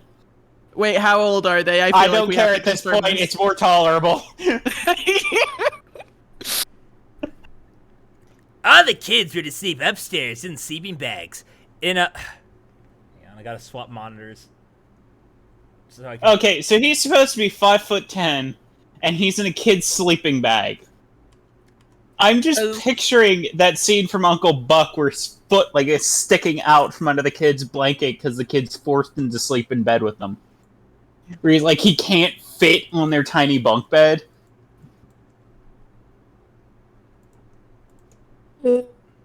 Has no one here seen Uncle Buck? Nope.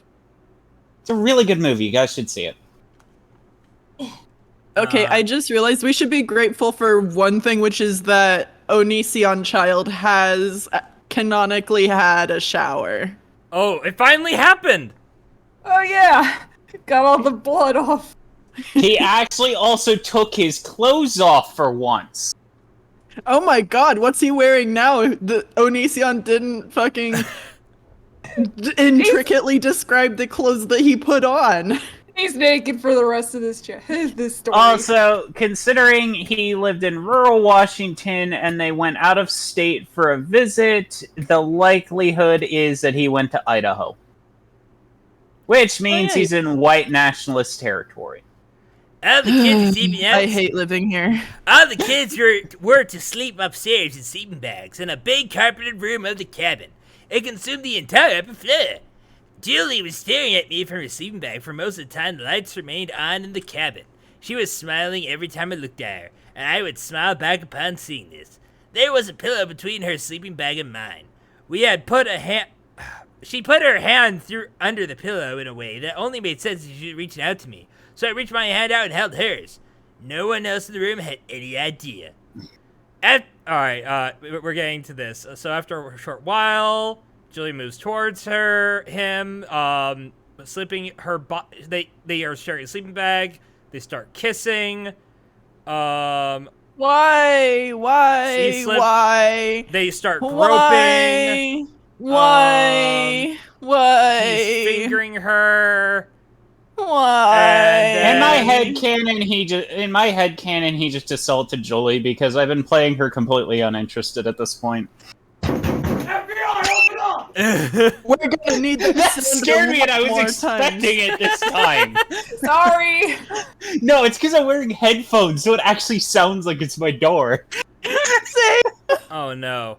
I was gluing, and not to my knowledge at the time, it wasn't over. Fuck, why not? Okay, what page can I just go back to reading? Um, I'll I'll let you know when I'm totally past the shit.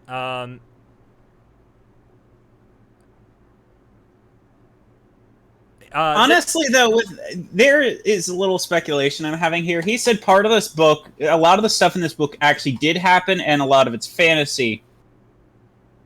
So I'm going to go out. A lot of problems with toxic masculinity comes from guys not learning boundaries and also not learning to read women's body language. So I may have made a more or less crude comment that in my headcanon he assaulted her. But if this actually happened, I wouldn't be surprised if he actually had. Yeah. And completely misread the signals.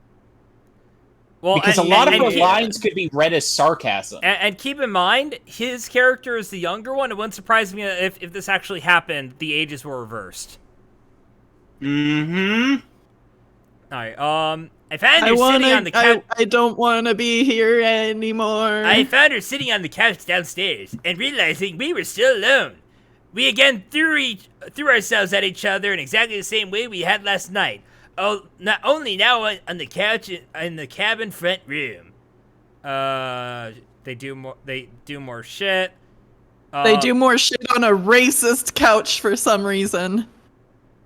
Wait, what was made the couch racist? The fabric of the couch had a purple base color and a design attributing the natives of America.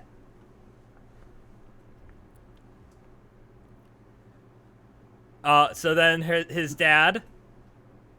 Good morning.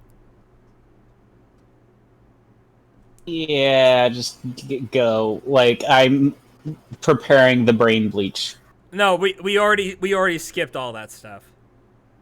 Alright, so... Ginger. Running! My dad's voice boomed from the back room. Julie quickly sat up while zipping up her pants. I slowly reacted with a smile and a good morning back. I could see Julie was beaming. It was sad I had to go home soon. Back to that bedroom, back to that school. But my mom had custody, and the only reason I wanted to stay was the thought of a beautiful girl who would probably be embarrassed to ever publicly date me considering our age gap. The plan, So you're right? aware of the problem, Onision. You're aware of the problem, and you wrote this anyway. The plan, Honestly, right? with the fact she's 5'1", he's 5'10", the ages most likely are reversed. The plan ride home was a cold one. End of chapter 13. Alright, we're going to take a short intermission. Get snacks. You know, do your thing. Just like 15 minutes. I'm gonna go make a mug cake, because I need comfort food after that. Yeah. Alright. BRB, everyone. Okay.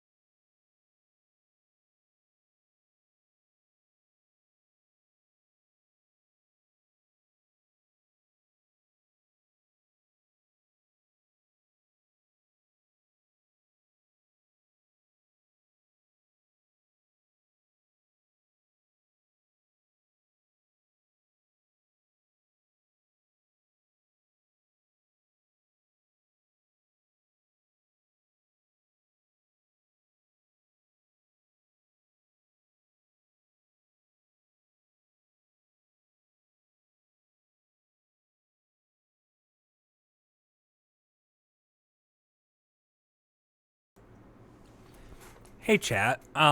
We're still technically not back yet, but I wanted to add something. A bit, definitely more on a serious note.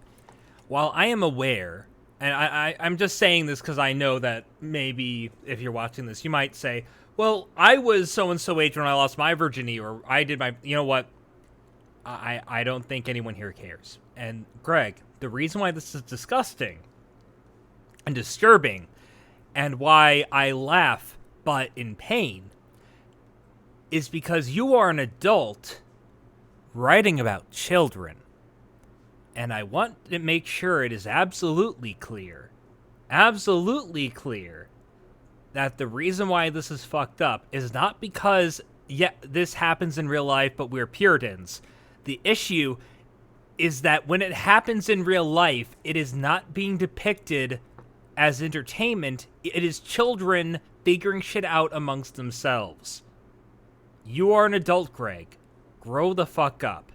Okay, muting again. We'll be back soon. Sorry about that.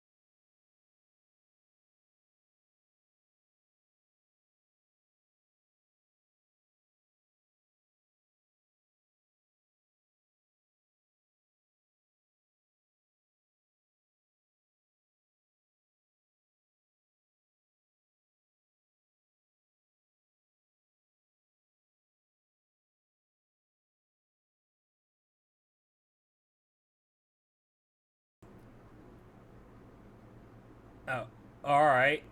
So chat, I have some good news and bad news. The good news is we are technically back.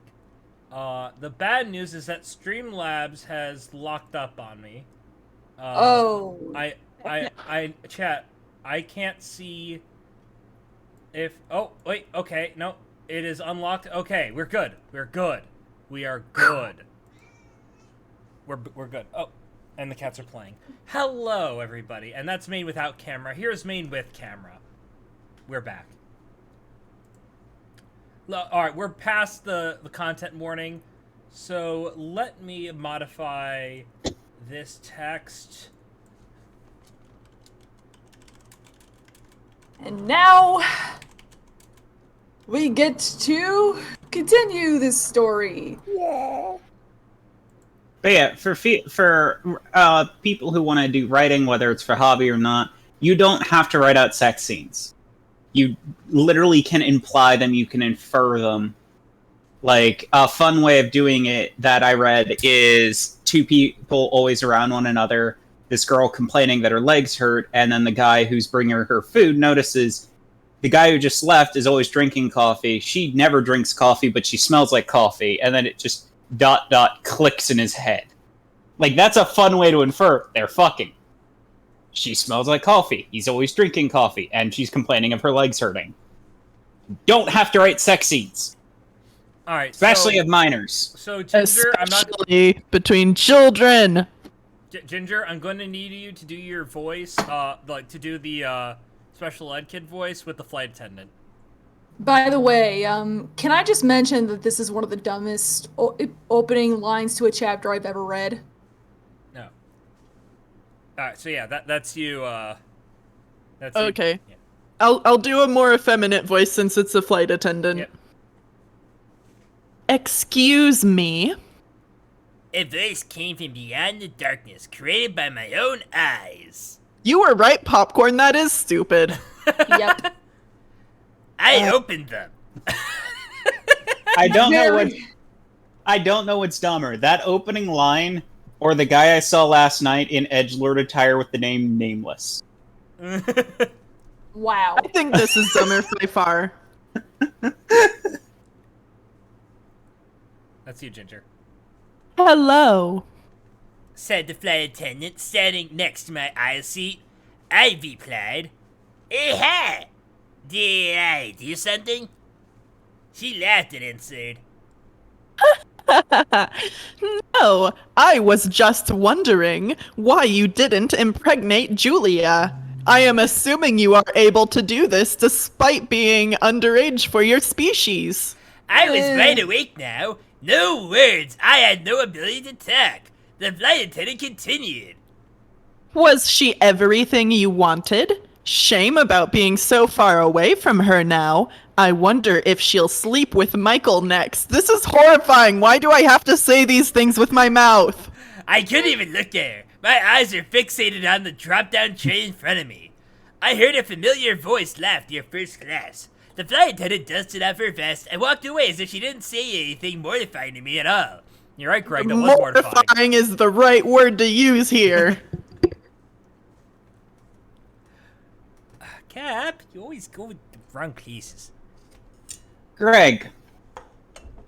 While yes, 11-year-old cis males can produce sperm, the likelihood of them producing viable sperm at 11 is extremely low. I don't think... Because they haven't hit puberty, you idiots! I don't think that's the point of the character doing this. I know, but it's just like... Greg, we all know you made yourself 11 because you're really the adult in all these situations and your victims are 11, but Jesus Christ, learn how your own body works. He's like, wow, wouldn't it be great if prepubescent children impregnated each other, and is surprised when we're all like, no! What the fuck? No! Also, claiming a person by either forcing them to impregnate you or getting impregnated is one of the things I consider the most fucking evil on this planet. Because guess what? That's how I was conceived, and I hate that shit. Yeah. Wasn't my dad, though. My mother forced him. She Eesh. sabotaged the birth control. The laugh in the distance continued, but I was deep in my thoughts. So physically numb, I couldn't do anything but remain still, almost as if I was in shock, paralyzed. While brief, that woman attacked my most vulnerable place, and turned me upside down as if it was nothing. By the time the plane landed, I had mostly recovered. I had high anxiety about the laughter I heard while the flight attendant harassed me.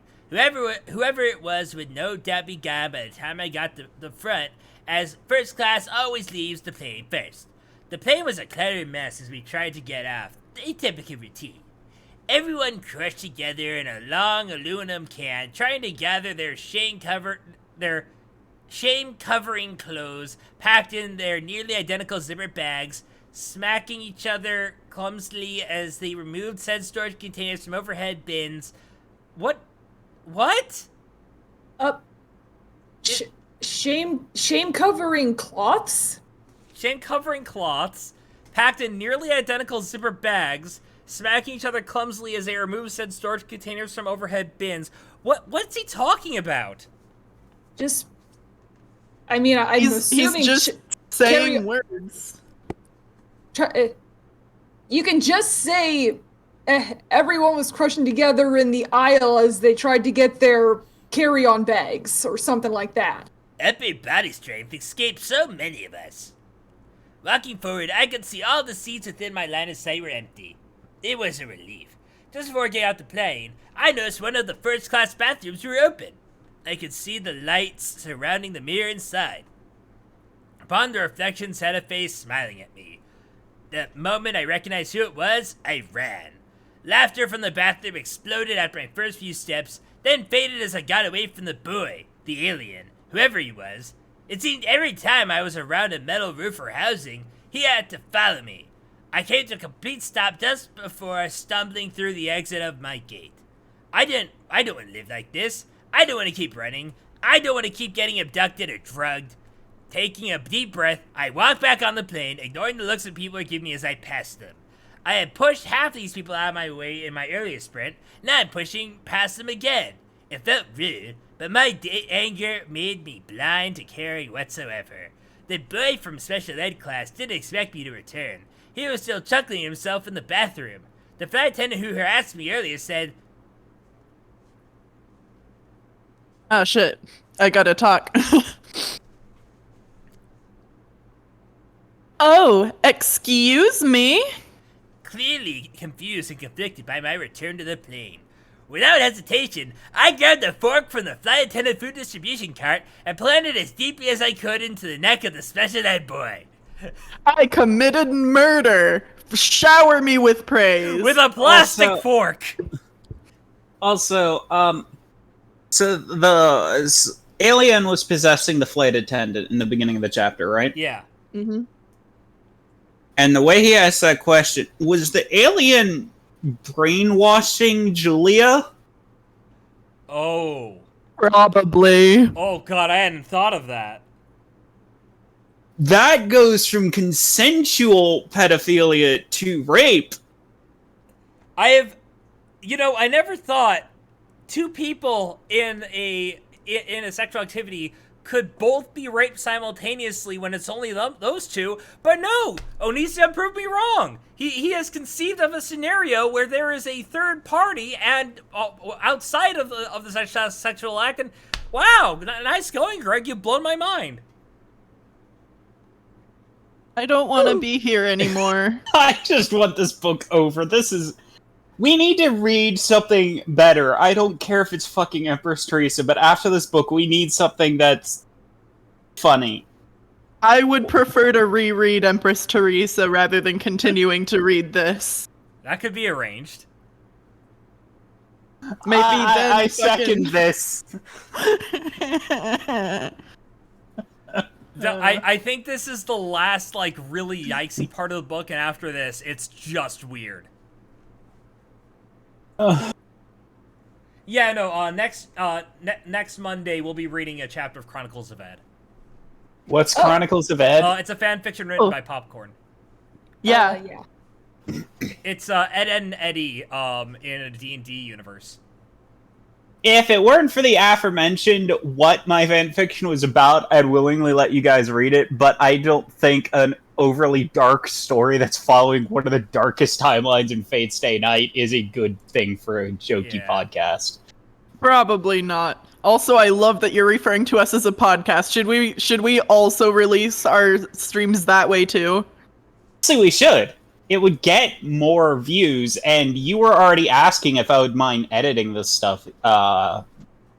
Spaz, I'm not used to calling you that. I keep wanting to say Eva. You can call me Eva, I don't care.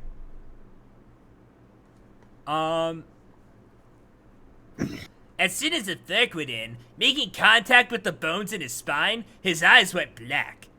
He had a look of absolute shock and terror, as if he was a sibling, just playing pranks and someone just snapped. But this boy was not my sibling. This boy was not even human. Immediately behind me, I heard a loud smack. It was the flight attendant. She had fallen, her head colliding with the metal cart I just grabbed the fork from. Maybe he was controlling her telepathically? Or maybe I was just a nut job, and this was all hallucination. Either way, I don't want to be around to try and explain any of this. I'm giving him. As the other airline staff members cried around the fallen woman, I looked back to see the alien's human skin facade melting away. How stupid. There was no disguise, no failsafe.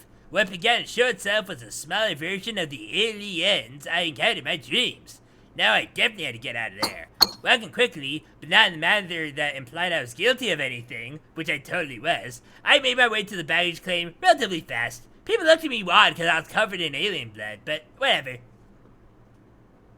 Okay, question.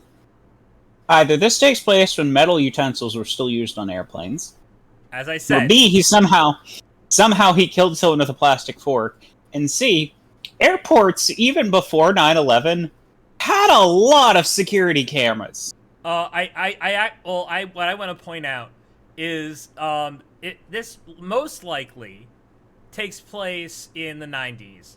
I am positive that in the 90s, unless you were going like on a long distance fancy flight, like British Airways, if it was like a just across the country, I think you were generally given plastic utensils. Mm-hmm. Which makes me think, not only did he kill this alien with a plastic fork, he killed an alien with a plastic fork and impaled it all the way to the spine. Yeah, and somehow didn't wrench his wrist. You know, a lot of people call female characters Mary Sue's. Greg is I hate the term because it's really just not a good descriptor of anything. It's just a catch-all thing, but this is probably the first time I'll ever say, yeah, he's kind of a Mary Sue. This character actually fits all of the parameters that the actual definition of Mary Sue implies. Mm-hmm. Rather than being used as an excuse for not having critical thinking, this is just self-insert plot armor. There's so much shit that should have killed him in this story. My sister was already there. As soon as she saw me, she yelled, Sorry. You're fine. What took you so long, dork? I didn't reply. Shortly after my mom showed up and drove us home, she just talked about how much she missed us. She also made a joke about her eyes not exploding in a while, which is not even remotely funny considering what I had just gone through. Situation, would that be funny? It's easy to laugh at past pain. It's impossible to genuinely laugh at the pain as I'm doing. For me, at least. Your eyes didn't explode. Your mom's did. No, he had his eyes taken out by Well, the it alien. didn't hurt though. Mm-hmm. Being in my old foam bed was incredible. Next to the hum of the furnace, the washer and dryer actively cleaning clothes we hadn't washed before we packed to come home, the noise, it drowned out my thoughts of the hopefully dead alien that stalked me wherever I went, and the horrible way I felt when the flight attendant dug right into my most intimate experience ever. Stabbing that freak in the neck, however, that was therapy. That was Excuse me?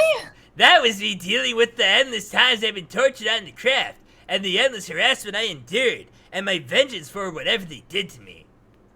So, I know that we know the special ed kid is an alien, But let's look at this objectively. The alien has to be the unique character in this story. So they make him specially the special ed kid. And then he murders him. After it's kind of hinted that he murdered the bully. So we've got ableism in this story now.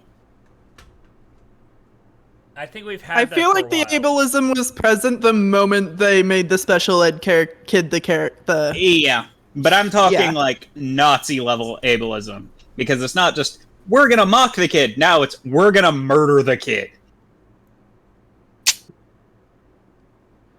God, this With guy's all an the asshole. familiar ambient noise, I began to fall asleep. But before I was even completely unconscious, I was already on another ship again. They could have taken me at any point during the summer, but here I was, all of a sudden the center of attention. I was frozen in place, vertically positioned as usual. This time, someone who looked human walked forward. He reminded me of Agent Smith from the Matrix movies, only his voice is different too, almost like what you expect from a New York businessman. Onision, you keep your dirty fucking hands off the Matrix movies. Of course, it's a crazy right-winger who is completely misunderstanding the Matrix and quoting it in a story. And I agree with you. Keep your fucking hands off our shit. All right, who wants to play fake Agent Smith?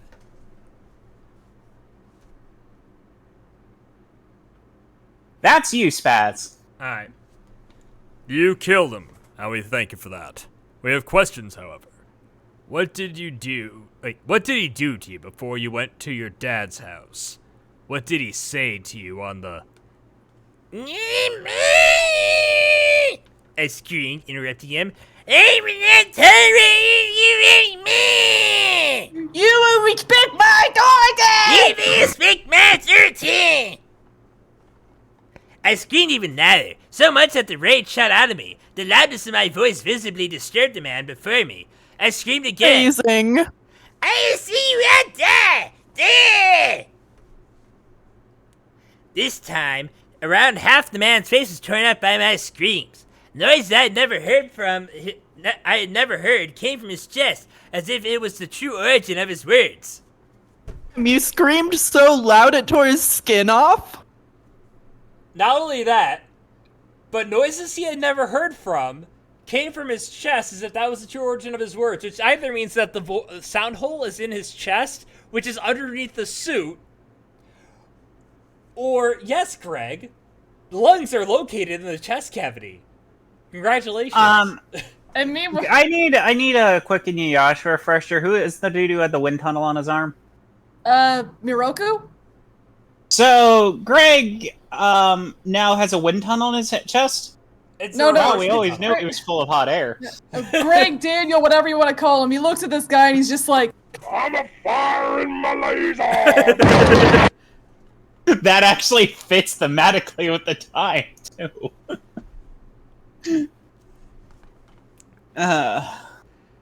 I released and began walking toward the man with now half a face. The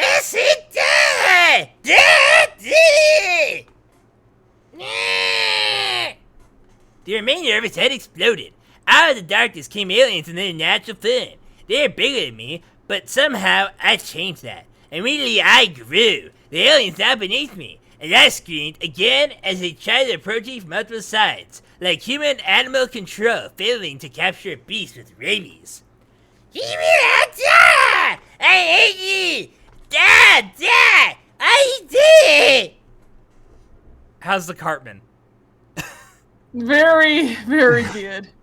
You're actually coherent this time, unlike last time you literally became incoherent. Now, I'm reading... When was this book published? Published, in air quotes? And Because- 2018. There were 2 games that came out in the early 2010s that involved screaming people to death. Everyone knows Skyrim, but there's another series I can't fucking remember the name to, but basically they had this vocal cord that literally the final boss battle of a game where most of it is just hunting down a murderer using psychic shit, like cool tech, literally is a screaming match. Because you have this weird vocal thing that just allows you to kill people with your voice. And I'm thinking, okay, Onisan has probably played both of these. Two of my heads exploded until I was ejected from the spacecraft. Free falling again, it felt so familiar, like I was having a flashback to the other time I had to witness my removal from the craft. Only, I didn't want to fall soundly in my bed like before. They'd just come back, do my tests on me, or at the very least try to answer the questions they asked earlier. What did the boy do to me? As I continued to plummet toward Earth. By the way, this does seem like a book Cartman would write. I'm just gonna outright say that. As I continued to plummet toward Earth, I tried numerous ways of flying. The Superman position was with one fist above me towards space, the Iron Man pose with my fists and feet pointing down as if jets were coming out of them. I even tried flapping my arms furiously. None of them worked. Finally, I simply focused and told myself I would not fall. I let go of my weight mentally and emotionally, and I told myself I could travel at the speed of light. I felt energy rising up within me. I began to fall in reverse. Seconds passed, and I was back on the ship. The aliens are panicking. Their screams sounded just like the boys did on the plane when I stabbed him. I screamed again, and 2 more aliens died. Only I quickly realized it wasn't my scream that was ending their lives. It was my mind. Simply focusing my rage would end them.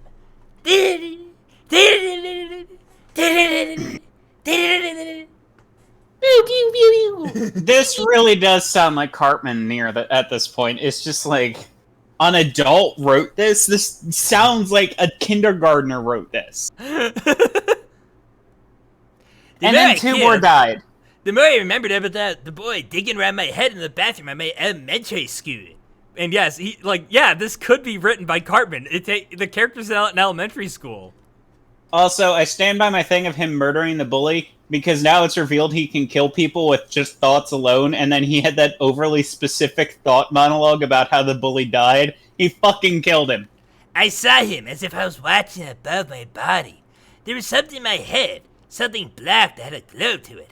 I could see he was not adding something to my body. Instead, he was removing things. Things that looked like implants the other aliens gave me. The more I saw him working on me, the more I realized I had killed someone who was just protecting me. That's why he looked at me in shock in such a way that almost seemed like his feelings were hurt. He just saw his own pet die right in front of him. When I planted that fork in his neck, I saw remorse. These astral memories swayed my mind as I slaughtered the aliens that rejected him.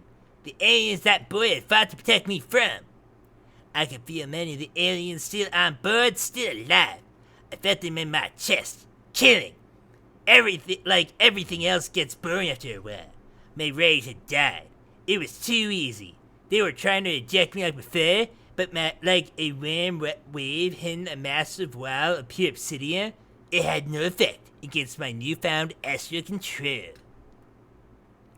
I wanted to go home, but the ship was now deep in space.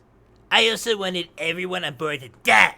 Now, and quickly. I visualized a bomb at the side of the ship, a bomb that would consume everything within 10,000 yards, and crush it like a tin can under a cement truck. In an instant, everything around me was peeled away, yet I remained in place. I could see alien heads turn to paste. I could feel balls that did not exist before in my eyes, bending and crushing. I could hear alien blood shooting out of every hole in their bodies. Well, okay.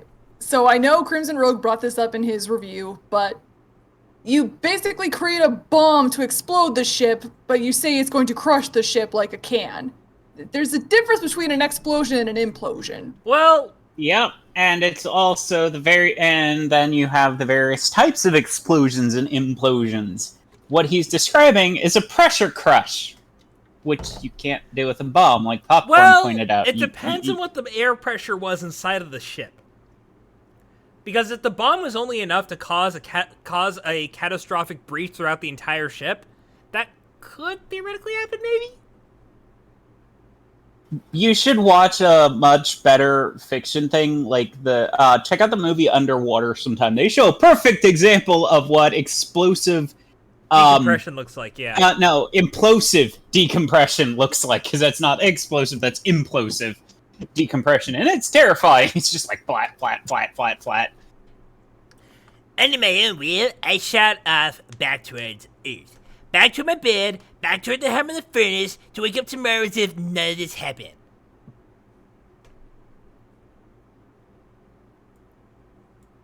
That's you, Carmen. Hang on. Give me 1 second to finish chewing. While she's finishing chewing, I think I want to mention, I could be looking at this wrong, but I think this is the most popular stream we've ever done. Really? Well, how many people? I know Kate's watching, I think. Oh, wow.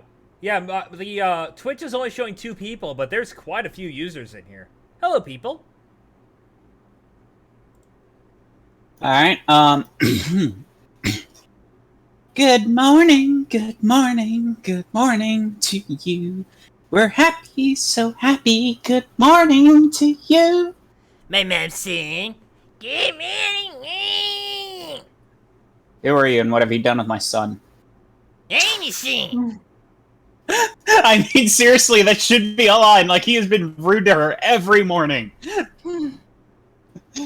I said, All right. So, I think we're reaching the tipping point where shit just gets really fucking weird. I'm glad we got this far. I swear, if we keep pushing through, this is where, like, it just gets fucking weird.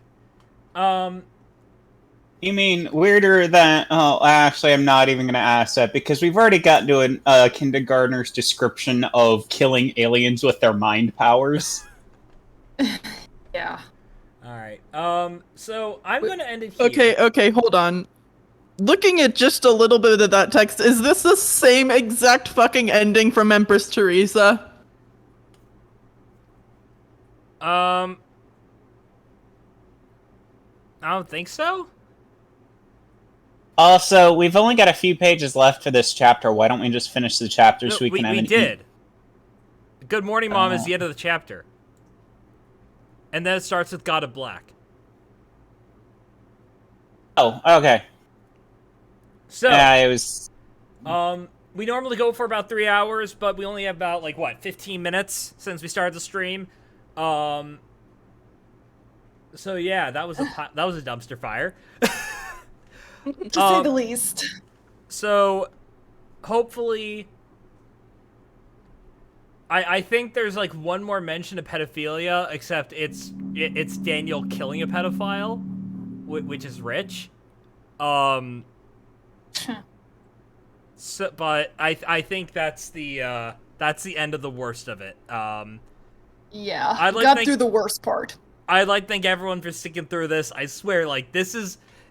After this is why I wanted to read the book on stream. Like, going forward, this is where you just wonder what the hell Greg was smoking. So, we're meeting again on Sunday for Homestuck. Or, actually, no. Scrap that. So, next week, by the time we meet next week, I'm going to be 29. My birthday is on the 8th.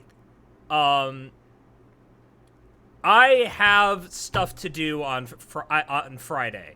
That starts at 5, goes until 7.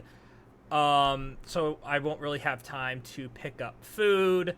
And I have Pathfinder on Saturday. So on the 10th or 11th will be my birthday. It will be the birthday bash stream, as we did last year. Which is Homestuck? No. The birthday bash stream is either people put forward fan fiction featuring the stream, or we just do whatever the hell we want. All right, message me when you have the time, when you have the date, so I can hop on. Because I don't really have an interest in Homestuck, but I'll hop in for that. Yeah. We might skip Homestuck next week, depending on what happens. If we do the birthday bash on Sunday, we will be doing Homestuck on Monday, to make up, and we wouldn't be doing the Chronicles of Ed, but we would be making up for it with Homestuck, because I know everyone here loves that shit, except for Carmen. I've never read it. I've just had to deal with the fans at anime conventions, so it's like really turned me off. That's fair. Yeah, I've heard that a lot.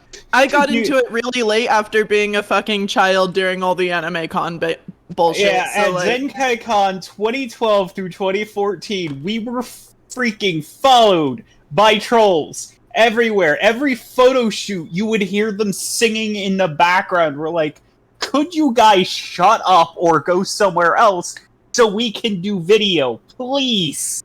yeah, that's not surprising.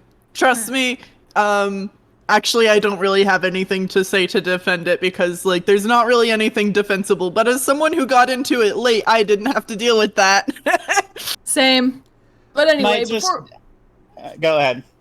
I was gonna change the subject. All right. Anyway, regardless, I'd like to thank everyone for coming out tonight. Carmen, And Ginger, and Popcorn. Yep, and I would like to say before we leave, Swift, this one's for you. Dr. Octagonopus! Dr. Octagonopus was here with us all along. Thank you, Alfred Molina. Thank you.